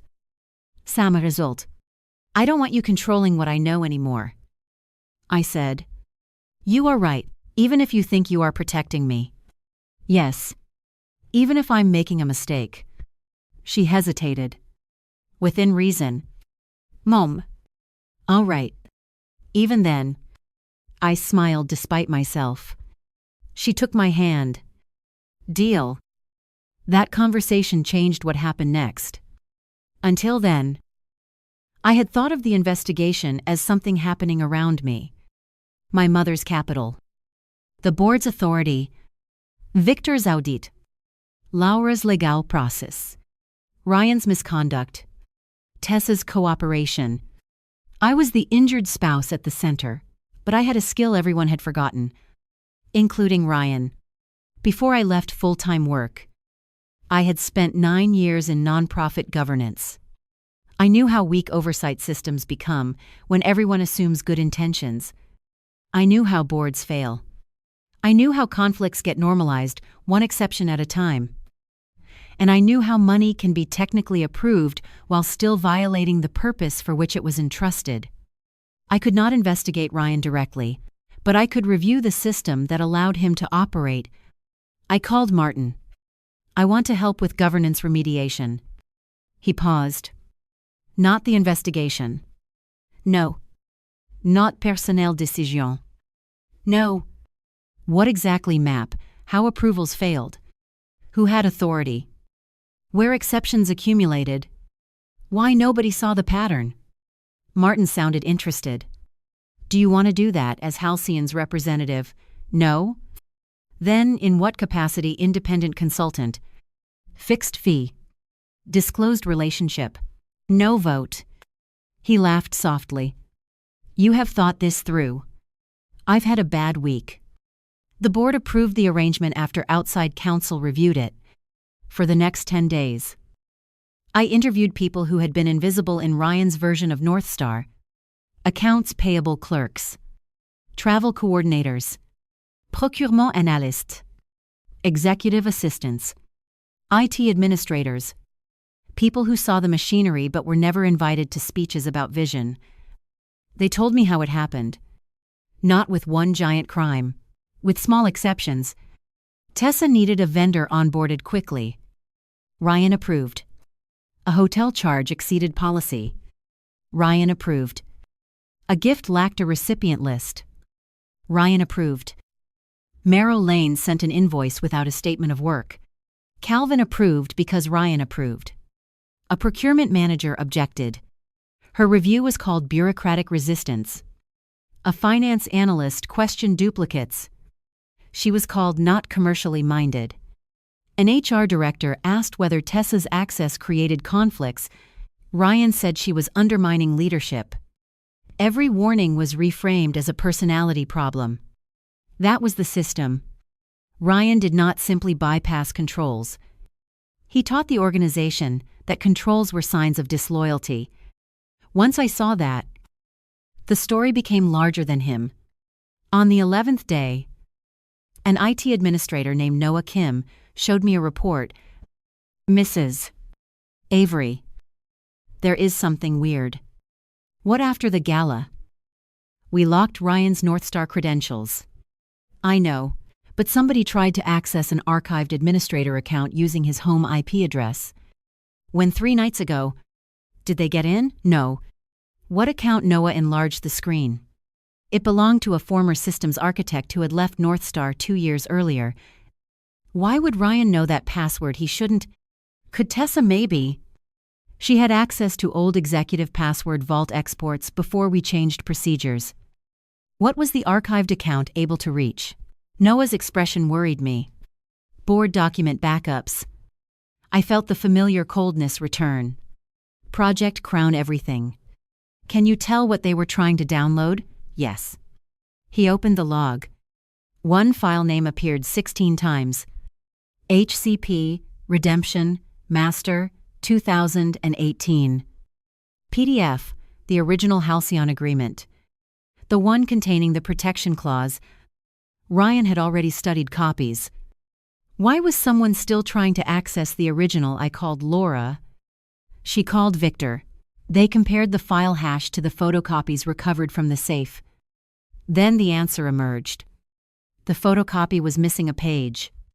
Not accidentally. Page 43. An amendment. The amendment had been signed 4 years after the original investment. It changed what happened if management deliberately concealed a transaction designed to evade Halcyon's change of control rights. The remedy was stronger than Ryan knew. Halcyon could not simply redeem its investment. It could force a conversion of certain preferred instruments into additional voting shares at a pre-agreed formula. Project Crown. If proven intentionally concealed, would not dilute my mother. It could increase her voting power. Ryan had been trying to find the missing page. He had designed an elaborate plan around an incomplete copy. The irony was almost too perfect. But my mother did not celebrate. Do not use it yet, she said. Why? Because if we trigger that amendment now, Ryan will say this was always a power grab. Isn't that what the clause is for yes? But the board still needs to decide his conduct on its own. I understood. If Halcyon used its strongest weapon first, the truth about Ryan's behavior could be buried beneath a shareholder battle. So, my mother did something Ryan never expected from her. She agreed in writing not to exercise the conversion right until the independent investigation concluded. She voluntarily tied her own hands. When the document became public through a regulatory filing, Ryan's narrative weakened. He had accused my mother of manufacturing a takeover. She had just delayed the very mechanism that could give her more control. For the first time, neutral analysts began asking a different question. If Halcyon wanted North Star, why was Halcyon refusing to take it? Ryan needed a new defense. He found one. Me. 3 days later, my private email archives were leaked to a gossip site. Messages between me and my mother. Personal messages. Arguments. Comments about Ryan. One sentence became a headline. I do not trust the person he becomes when people clap for him. I had written it 2 years earlier. Ryan's lawyers claimed it proved a long-running conspiracy against him. The site published photographs of my mother's house. my old salary, my consulting clients, even the assessed value of our family property. Then came the cruelest part. A private message I had sent my mother during her cardiac illness. If you die, I don't know who I am without you. The site put it beside the headline, Secret Heiress Feared Losing Billionaire Mother. I stared at the screen. The person who leaked those messages wanted to turn love into greed. I knew exactly who would have access. Ryan. He had known my old email password. He had known the name of the folder where I archived family correspondence. I called Helen. Can we prove it, maybe? Should I respond? No. This time, I disagreed. Not publicly. Not yet. But I decided something. Ryan had spent years defining me. Housewife. Dependent. Dramatic. Spe. Heiress. He could keep changing labels because I had never told my own story. I did not need to fight him on social media. I needed to stop hiding. At the next governance session, I asked Martin to add one item to the agenda. Full disclosure of my relationship to Halcyon, not just to the board, to employees, to shareholders, everything. My mother called when she heard. Are you sure? Yes. You have protected your privacy your entire adult life. I protected it so people like Ryan would see me instead of the money. And now I know hiding the money did not make him see me. That night, I recorded a 6-minute internal message. No dramatic lighting. No lawyers beside me. I explained who my mother was. I explained that Halcyon invested in Northstar after I asked my mother to evaluate the company 8 years earlier. I explained that I had no Northstar management authority. I explained that I had concealed the family connection from Ryan's colleagues because I wanted privacy, not control. Then I said the part that mattered. That secrecy was my choice. And I understand why some of you may feel uncomfortable learning it now. I will not ask you to pretend it was ideal, but my private decision did not authorize anyone to misuse company money. Hide conflicts. Retaliate against employees, or strike me in a ballroom. Those questions must be evaluated on evidence, not on whether you approve of how private I was. I sent the recording. Then I turned off my phone.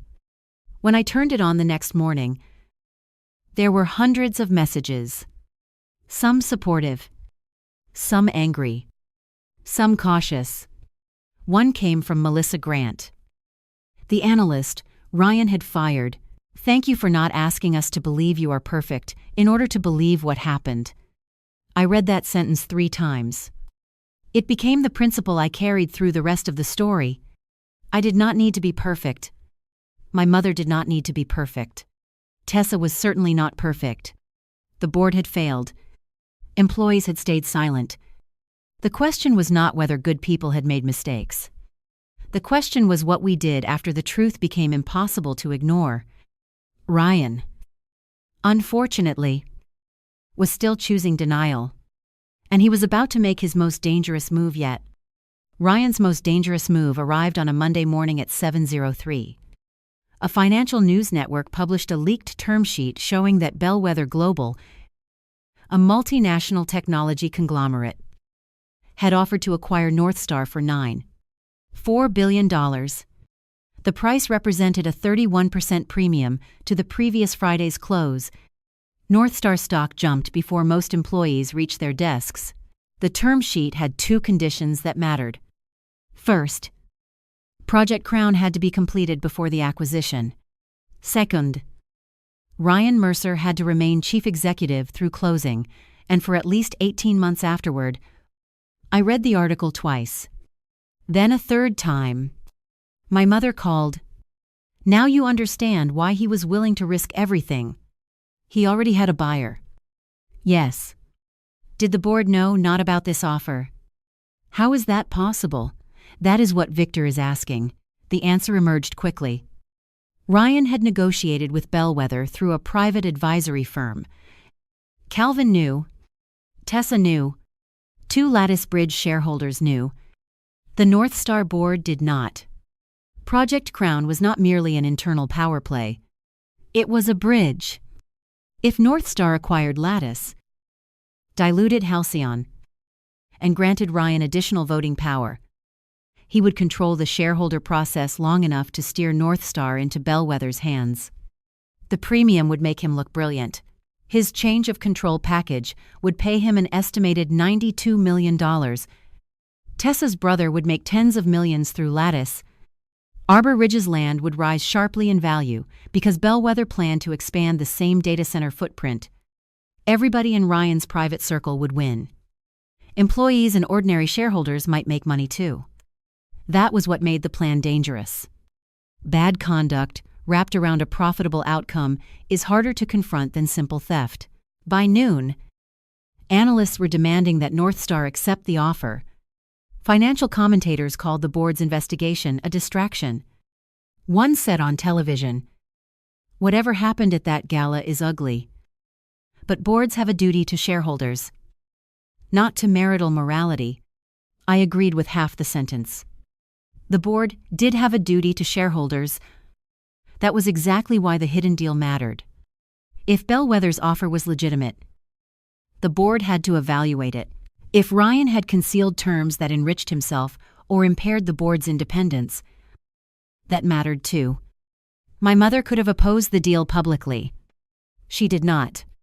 She issued a 2-sentence statement. Halcyon Capital supports a full and independent evaluation of any bona fide proposal that maximizes long-term value for all North Star shareholders. Personal interests will not dictate our position. Ryan hated that response. I knew because he called me for the first time since the porch. I answered with Helen listening on another line. "You coached her," he said. "Hello to you too." Celeste is pretending to be neutral. She said the board should evaluate the offer. She is going to block it. Then, why not say that? Because she wants to look clean. I almost laughed. Ryan, do you hear yourself? You have no idea what this transaction means. $92 million to you. Apparently. Silence.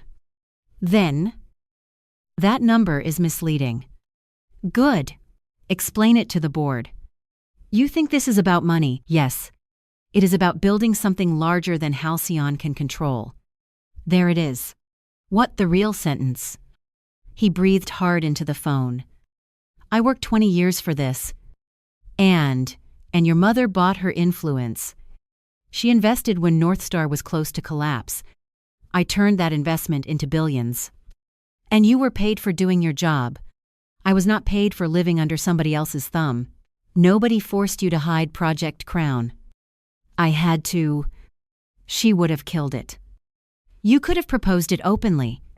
To a board stacked with her people, 3 of 11 directors were nominated by Halcyon. Enough.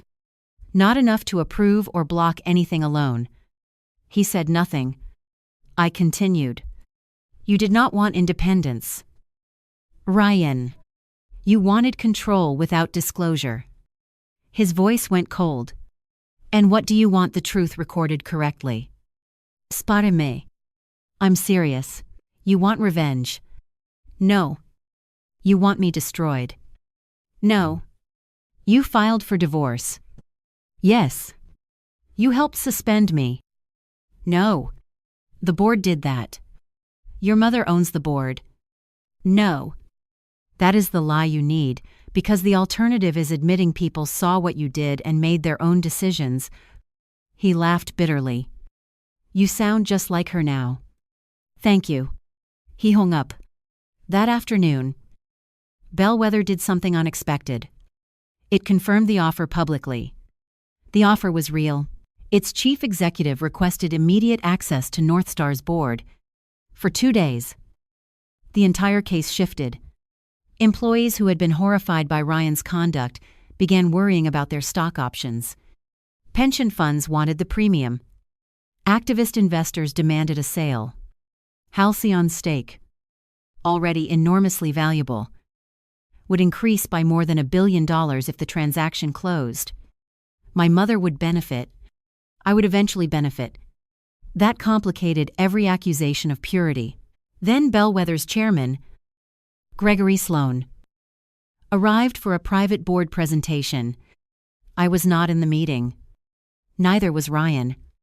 Bellwether explained its offer. The company wanted Northstar's enterprise platform, customer base, and engineering talent. It preferred management continuity. But when Martin asked whether keeping Ryan was an absolute condition, Gregory said no. The published term sheet said otherwise. Someone had changed it. Victor compared the copy Bellwether provided with the leaked version. The authentic term sheet said management continuity plan to be mutually agreed before closing. The leaked version said Ryan Mercer to remain chief executive officer through closing and 18-month integration period. Bellwether had never required Ryan to stay. The condition had been added to the leaked document. By whom the metadata answered. The altered PDF had been created on a computer registered to Merrill Lane Media, Connor Monroe, Tessa's brother. Ryan had taken a real acquisition offer and modified the leaked version to make his own employment look essential. The story broke that evening. Not because Halcyon leaked it. Bellwether did. Gregory Sloan issued a furious statement denying that his company had conditioned the transaction on any individual executive.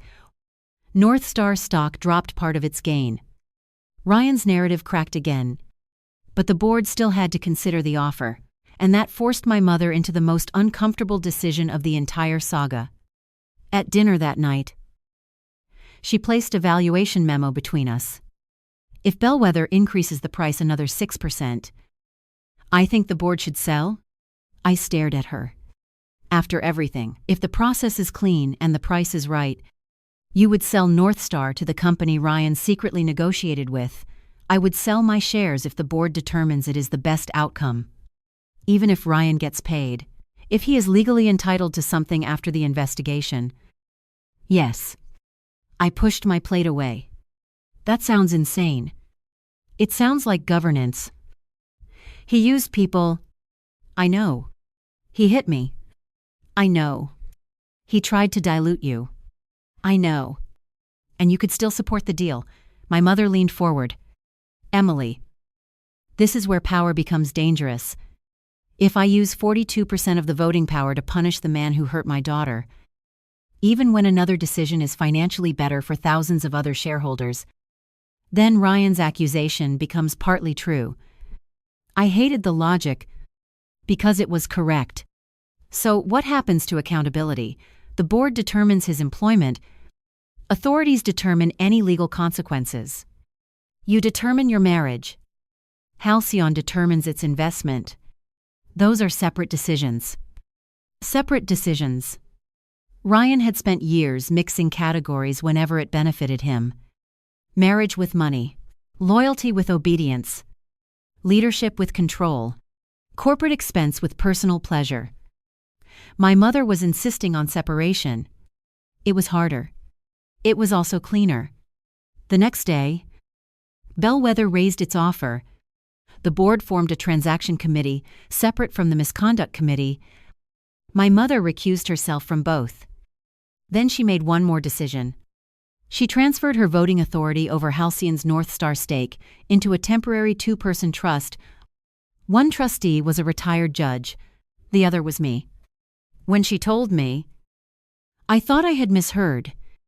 You are giving me voting authority, joint authority. Temporary. Limited to Northstar. Why? Because the family stake will eventually be part of your responsibility, whether you like it or not. That sounds like a terrible reason to start now. It is not the only reason. What is the other? You told me to stop deciding what you are ready to know. I stared at her. So your answer is to hand me $1 billion conflict. My answer is to stop protecting you from the responsibility attached to the power you will inherit. I did not say yes immediately. I spent a night reading the trust agreement. I called independent counsel. I asked whether I could refuse. I could. I asked whether accepting would make me responsible for firing Ryan. It would not. The trust controlled shares, not management. I asked whether I could abstain if my personal conflict made a vote impossible. Yes. Only then did I accept. That decision created the payoff Ryan never saw coming. At the gala, he had slapped a woman he believed had no place in the company. Now I was one of two fiduciaries responsible for the largest shareholder vote in North Star's future. But I did not feel triumphant. I felt terrified. Because having power is easy in stories, using it without becoming the person you hate is the difficult part. The first major vote came 5 days later. Bellwether's revised offer was on the table. The transaction committee recommended continued negotiations, not immediate acceptance. The temporary trust had to approve Halcyon's position. The retired judge, Miriam Cole, asked me one question. Can you evaluate the proposal independently of what Mr. Plecht evaluate the proposal? Mercer did to you, I answered honestly. Not completely. Then what do you propose? That I abstain on the economic merits? She nodded. And on governance conditions I can vote on those. We split the decision. Judge Cole directed Halcyon's economic vote based on independent valuation advice. I voted only on a condition that any sale process remain free of undisclosed management side agreements. No secret compensation. No private proxies. No personal land deals. No related party vendor payments. The condition passed. Ryan called it proof I was controlling the company. I called it a rule he should have followed in the first place. While the sale process continued, the misconduct investigation reached its final stage. Victor scheduled formal board interviews. Ryan would testify. Calvin would testify. Tessa would testify remotely under an agreement requiring full cooperation. Employees would testify in extidioed. Documents would be presented. The board would then decide whether Ryan could return as CEO. That meeting became the real trial. Not a court. Not a gala. A conference room on the 39th floor of North Star headquarters. No cameras. No champagne. No applause. Just evidence. The night before, I could not sleep.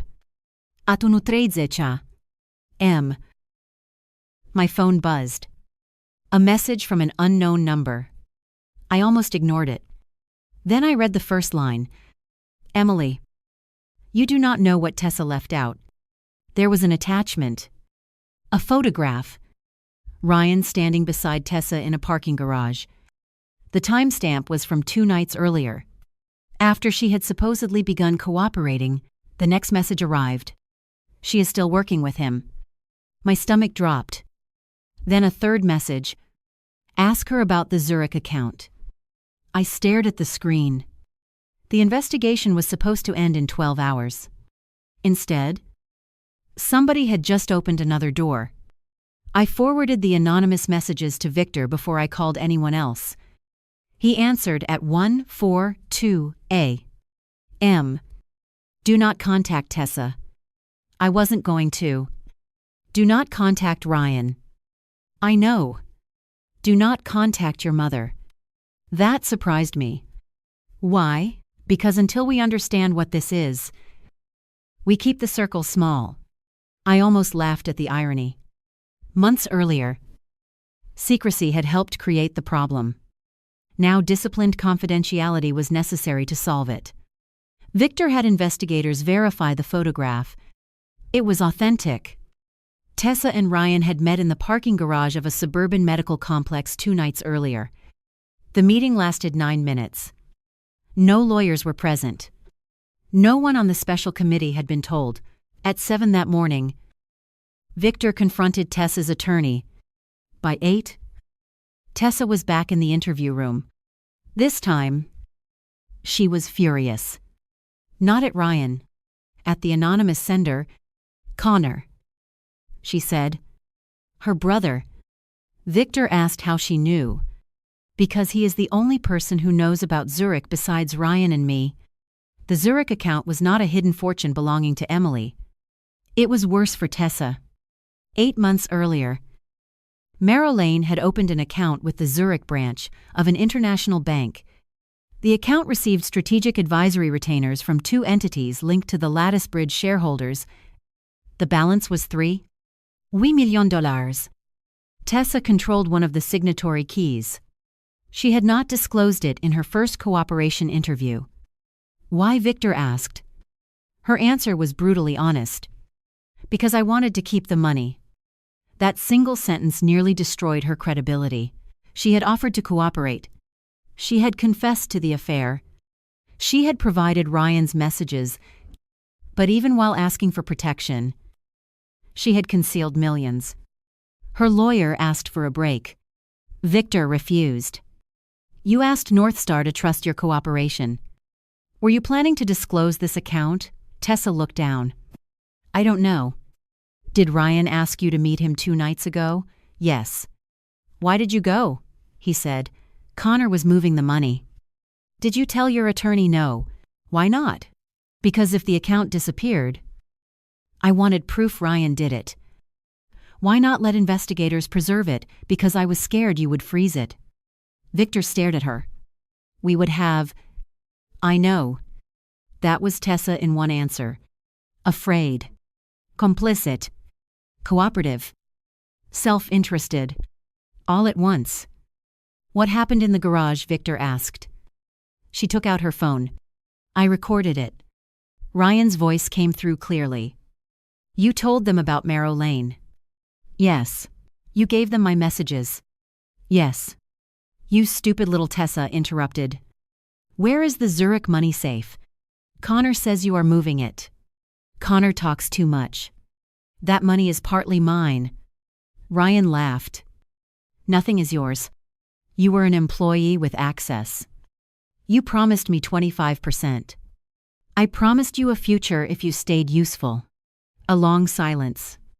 Then Tessa said, I can tell them everything. You already did. Not the account. Ryan's voice changed. If you mention Zurich, you are admitting bribery. So are you? No. I am admitting my secretary created an offshore account without my knowledge. You approved every transfer. Show me my signature. You used Connor. Exactly. The recording ended. Victor now had evidence of the account, and evidence that Ryan intended to blame Tessa for it. But Tessa had damaged herself too. Northstar withdrew the tentative civil cooperation terms. She would still receive credit for truthful assistance if authorities considered it appropriate. But the company no longer promised not to sue her. When I learned that, I felt something surprising. Relief. Not because I wanted her destroyed. Because accountability had become real again.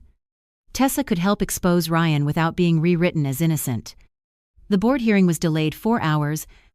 By noon, investigators had obtained records confirming the Zurich account. Funds had come from Lattice-related entities shortly after Northstar paid Marrow Lane unusually large market development invoices. The money moved in circles. Northstar paid Marrow Lane. Marrow Lane paid advisory entities. Advisory entities paid the Zurich account. The exact legal characterization would belong to lawyers and regulators. But from a governance perspective, the problem was obvious. Company money had entered a chain that benefited people, influencing a company transaction. None of it had been disclosed to the board. À 20 p.m. Ryan entered the 39th floor conference room. He wore a charcoal suit and carried no notes. Graham Pike sat beside him. The independent directors sat along one side. Victor and outside counsel sat at the other. My mother was not present. Neither was I. We watched from a separate room only when our testimony or shareholder questions were required. That separation mattered. Ryan had spent weeks telling the world that the board was my mother's weapon. So my mother removed herself from the room where his employment would be decided. The first 3 hours were documents. Expense reports. Vendor ownership records. Procurement exception. Travel logs.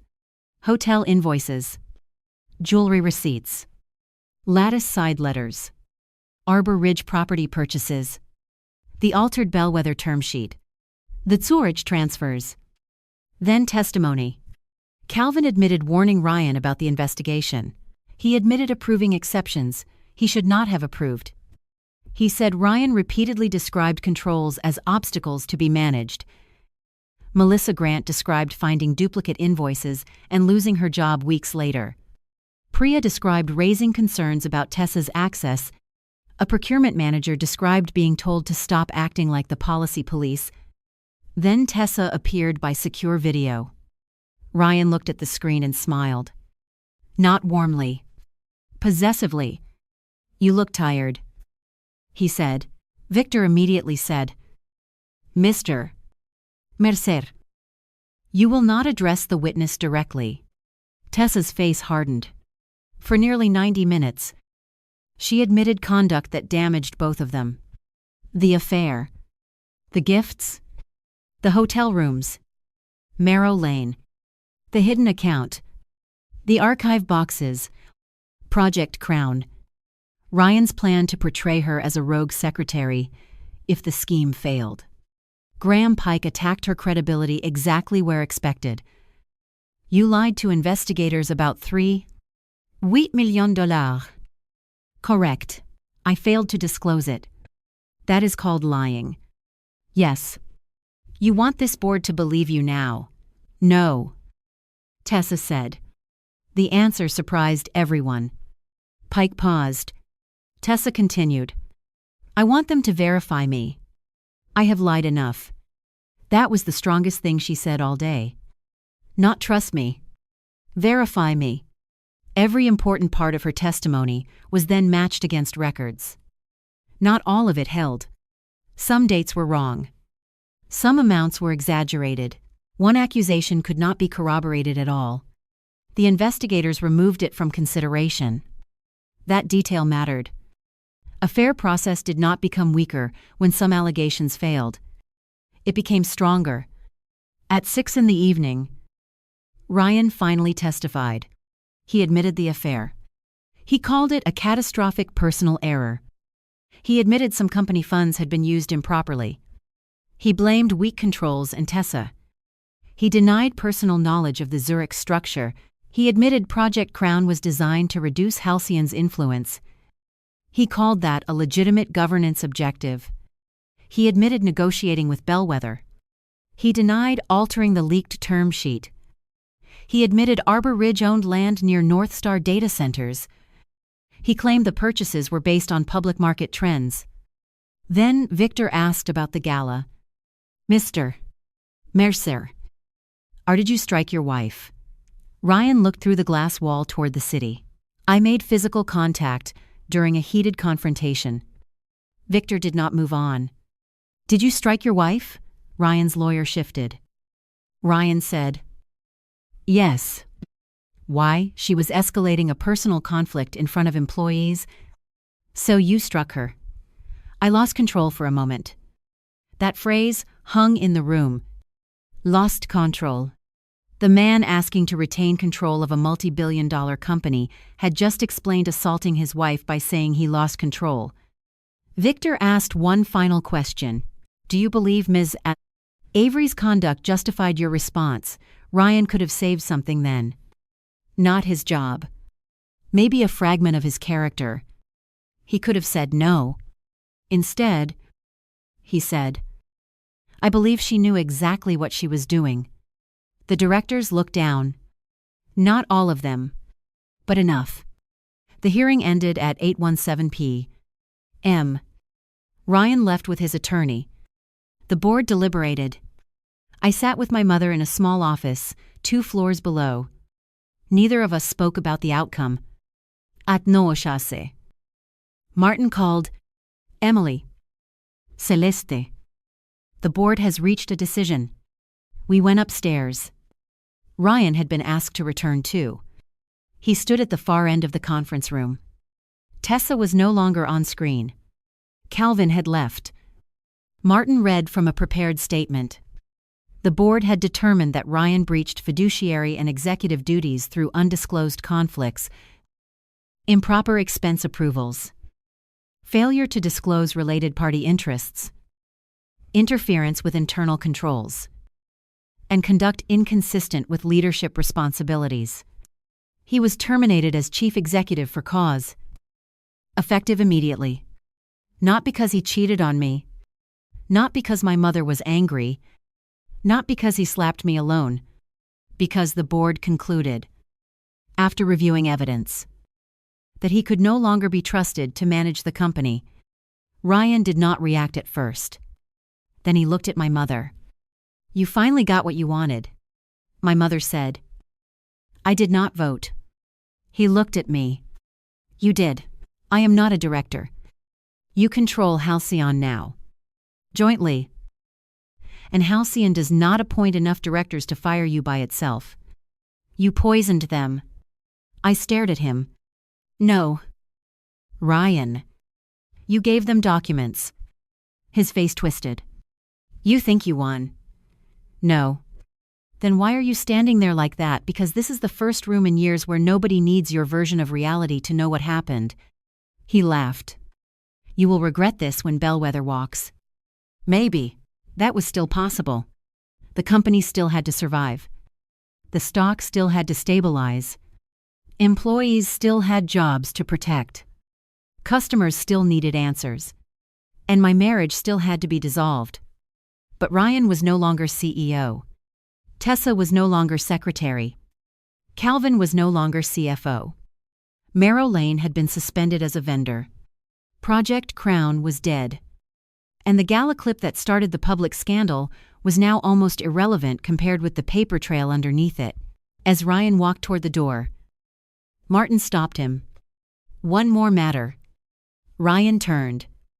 Martin placed a document on the table. North Star is exercising its contractual clawback rights over certain incentive compensation, subject to final calculation and legal review. Ryan's face changed. "How much preliminary estimate is $26 million? For the first time all evening, he looked truly shocked. Graham Pike immediately objected. Martin raised a hand. "You can challenge it through the process." Ryan looked at me again. This time there was no anger, only disbelief. He had spent years believing consequences were things he distributed to other people. Now they were arriving as numbered pages. He left without another word. My mother waited until the door closed. Then she looked at me. "How do you feel?" I considered the question. "Hungry." She laughed. It was the first ordinary sound in weeks. We went downstairs and ate grilled cheese sandwiches from a 24-hour diner. No champagne. No boardroom. No victory speech. Just my mother and me, sitting in a booth at 11 at night, trying to understand what our lives looked like after the man who had dominated both of our attention was finally outside the room.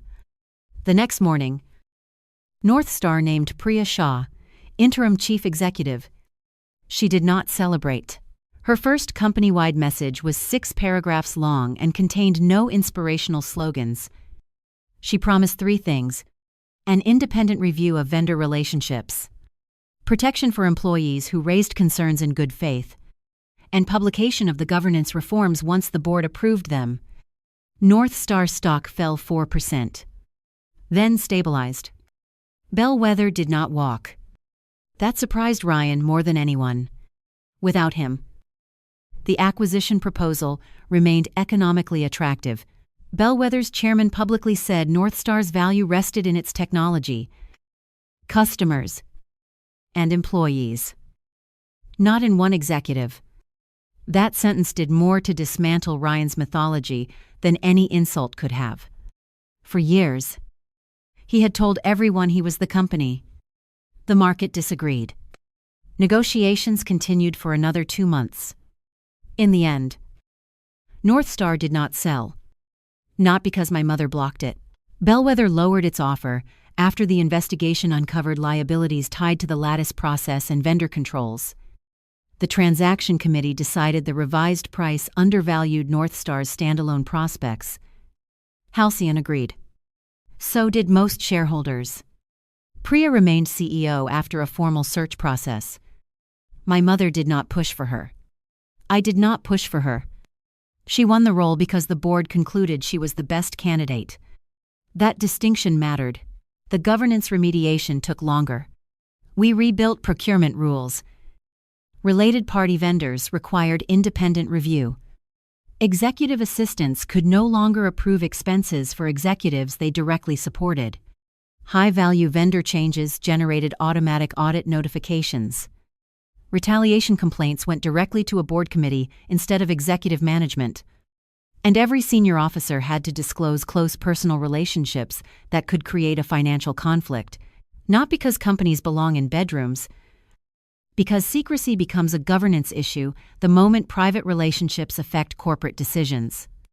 Melissa Grant, the analyst Ryan had fired, was offered reinstatement.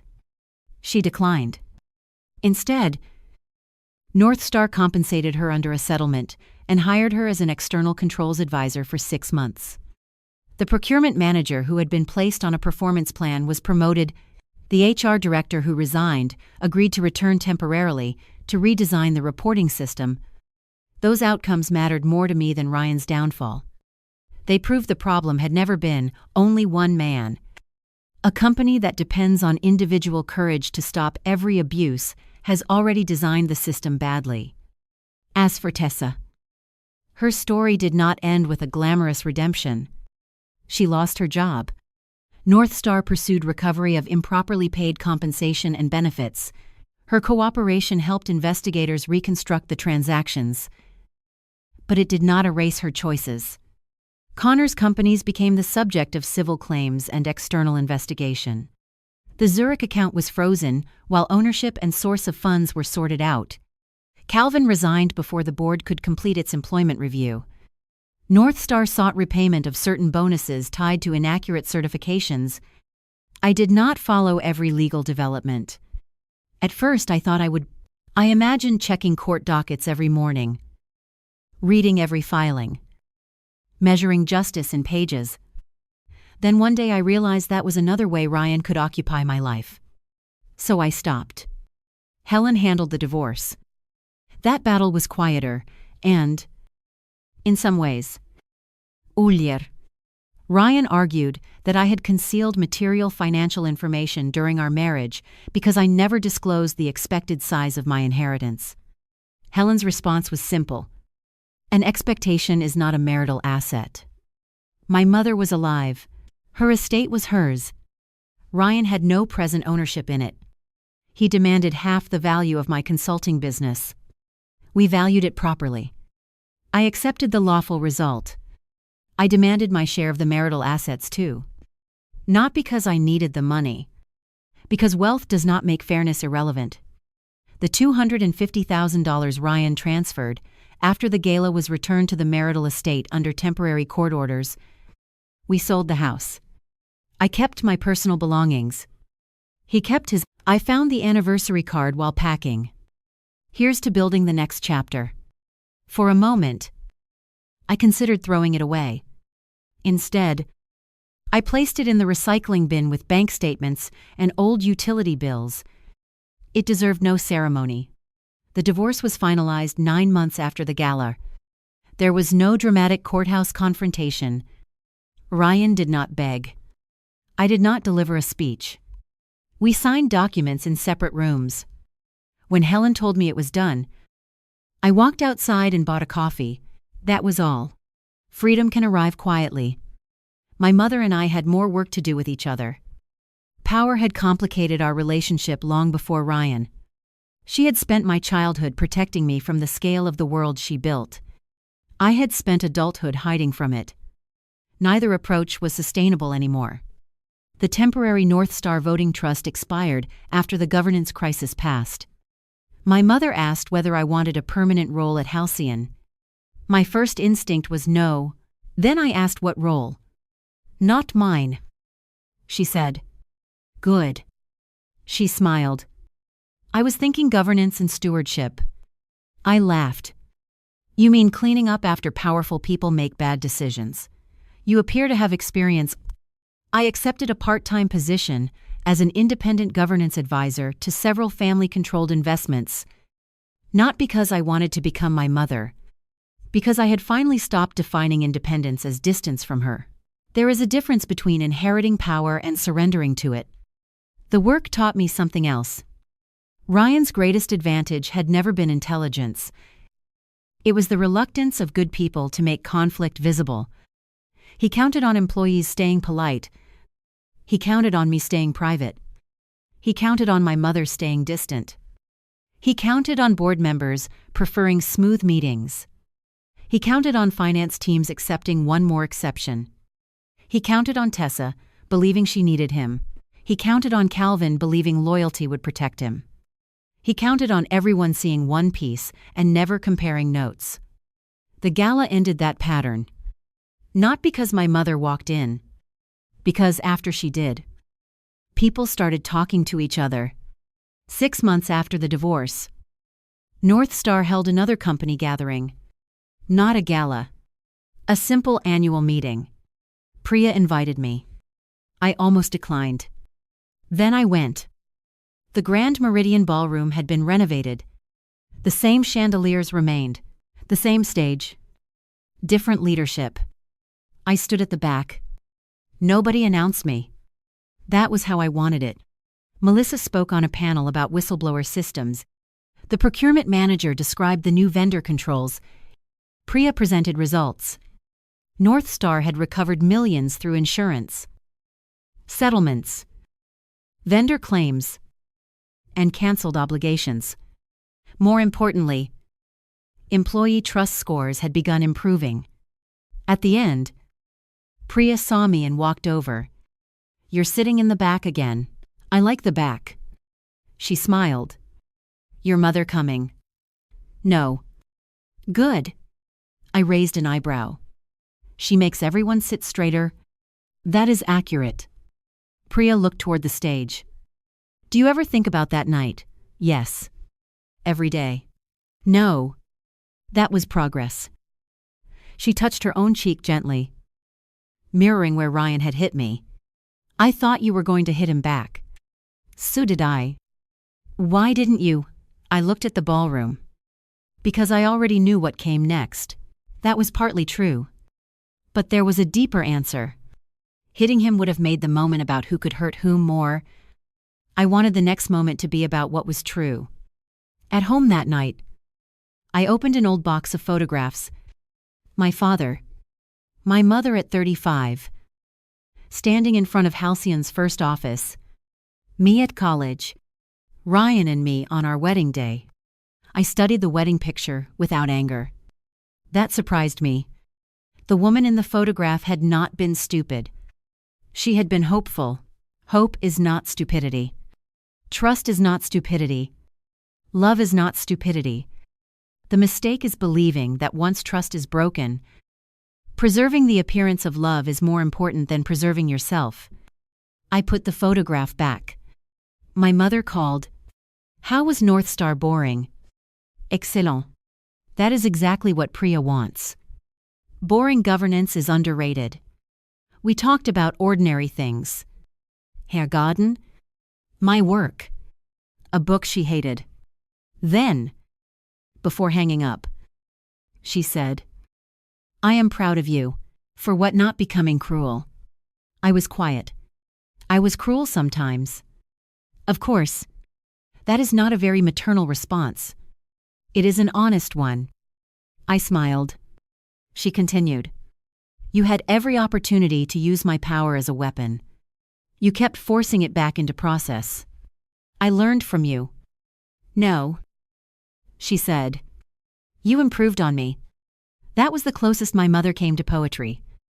A year after the gala, North Star issued its final public report on the investigation. The report was dense, hundreds of pages. Most people never read it. But I did. Near the end was a sentence I underlined. Concentration of informal authority allowed personal loyalty to substitute for documented oversight. That was Ryan's entire empire in 14 words. Not just at North Star. In our marriage, loyalty had become silence. Love had become permission. Marriage had become immunity. Until it did not. There was one final test of that principle. 14 months after the gala, Ryan asked to meet me, not through a text. Through Helen. His attorney said Ryan wanted a private conversation before the last financial claims between us were closed. My first answer was no. Then I asked Helen why. He says he wants to apologize. He had 9 months during the divorce. I know. What changed? He is no longer litigating the compensation clawback adder-rack. That made me pause. North Star had settled the civil employment claims with Ryan after months of dispute. He surrendered a significant portion of deferred compensation, repaid certain questioned expenses, and waived claims related to Project Crown. No public statement called it an admission of every allegation. Legal settlements rarely provide emotional sentences that cleanly. Reality is usually less satisfying than fiction. So he wants forgiveness because the paperwork is over, I asked. Maybe. Do I owe him a meeting? No. Would refusing hurt anything? No. Then no. Helen nodded. 3 days later, a letter arrived through her office. I almost returned it unopened. Instead, I read it. Ryan wrote 6 pages. He apologized for hitting me. He apologized for the affair. He apologized for calling me a dependent wife while privately calculating what I might inherit. He apologized for using North Star money in ways that blurred personal and corporate benefit. Some parts sounded sincere. Other parts still contained the old architecture. Pressure. Fear. The company had grown too fast. People expected too much. Tessa manipulated him. My mother intimidated him. The board misunderstood him. Every apology came with a hallway leading towards someone else's responsibility. Near the end, he wrote, I still believe there was a version of this where we could have saved our marriage if your mother had not become involved. I stopped reading for a minute. That sentence answered the question I did not know. I still had. Ryan was sorry for the consequences. He had not fully understood the cause. I did not write back. Not because silence was punishment. Because there was nothing left to negotiate. A month later, I received another letter. This one was from Tessa. It was shorter. She did not ask forgiveness. She did not say Ryan made her do everything. She wrote, I knew you existed. I knew he was married. I accepted benefits I knew were being hidden. I told myself you were weak because that made it easier to live with what I was doing. When I called you pathetic, I was describing the person I needed you to be so I would not have to look at myself. I read that paragraph several times. Then she wrote, cooperating later did not erase what I did earlier. I understand if you never answer. I never answered. But I kept that letter longer than Ryan's. Not because I liked Tessa. Because accountability without a demand for absolution felt different. It reminded me that people can tell the truth too late, and still tell the truth. The law would handle what the law handled. The company would handle what the contracts allowed. I did not need to become the final judge of everyone who hurt me. My job was simpler. Know what happened. Protect what remained. Choose what came next. That philosophy changed the way I worked with other companies. In governance reviews, I began asking a question that made executives uncomfortable. What truth does your current system require people to be brave enough to say? If the answer was anything important, the system was weak. A company should not need a 23-year-old analyst to risk her career to stop duplicate invoices. It should not need an assistant to challenge the CEO alone. It should not need a spouse to connect hotel rooms to vendor charges. It should not need a billionaire investor's daughter to make a board notice retaliation. Control should notice before courage becomes the last defense. My mother adopted that question too. She put it at the top of Halcyon's annual portfolio review. The first time I saw it in her presentation, I looked across the conference table. You stole my line. I invested in it. That is not how intellectual property works. It is how mothers work. We both laughed. For years, Ryan had been the central subject of nearly every conversation between us. After the gala, his name slowly disappeared. That was another kind of recovery. Not forgetting. Reducing the space, at first he occupied every room in my head. Then one room. Then a drawer. Eventually, I could remember him without reopening the entire house. People sometimes ask whether I felt powerful when my mother entered the ballroom and every executive stood. The answer is complicated. Yes. I felt the room shift. I saw Ryan realize he had misunderstood my family. I saw Tessa understand that the woman she had mocked as a pathetic wife was connected to the shareholder whose name appeared on every serious board discussion. But that was not the most powerful moment. The most powerful moment came seconds earlier. Before the doors opened, before the chairman arrived, before my mother said a word. It was the moment after Ryan slapped me. I could have begged. I could have screamed. I could have accepted his version of the story. Instead, I looked at the blood on my finger and understood something with absolute clarity. I did not need his permission to end what he had broken. So I sent the message. Mom. It's time. Not Mom. Save me. Not Mom. Destroy him. It's time. Time for the audit. Time for the board. Time for the truth. Time for my marriage to stop being a hiding place for conduct I would never tolerate anywhere else. Ryan thought my silence meant I had no power. Tessa thought privacy meant I had no identity. Employees thought leadership meant obedience. And I thought independence meant never needing my mother. We were all wrong about something. My mother's arrival made the room stand. The evidence made the board act. The employees made the company change. And I made the decision that mattered most. I left. I did not inherit Ryan's company. I did not become CEO. I did not take his office. I did not need his chair. I took back my name, my work, my boundaries, and the part of myself I had spent years shrinking so his ambition could fill the room. The bruise disappeared in less than 2 weeks. The lesson did not. A hand can silence a room for 1 second. Truth can change what happens after everyone starts speaking again. My husband slapped me for confronting his mistress. 10 minutes later, my mother walked into the gala and every executive stood. Ryan thought that was the moment he lost. It was not. He lost much earlier.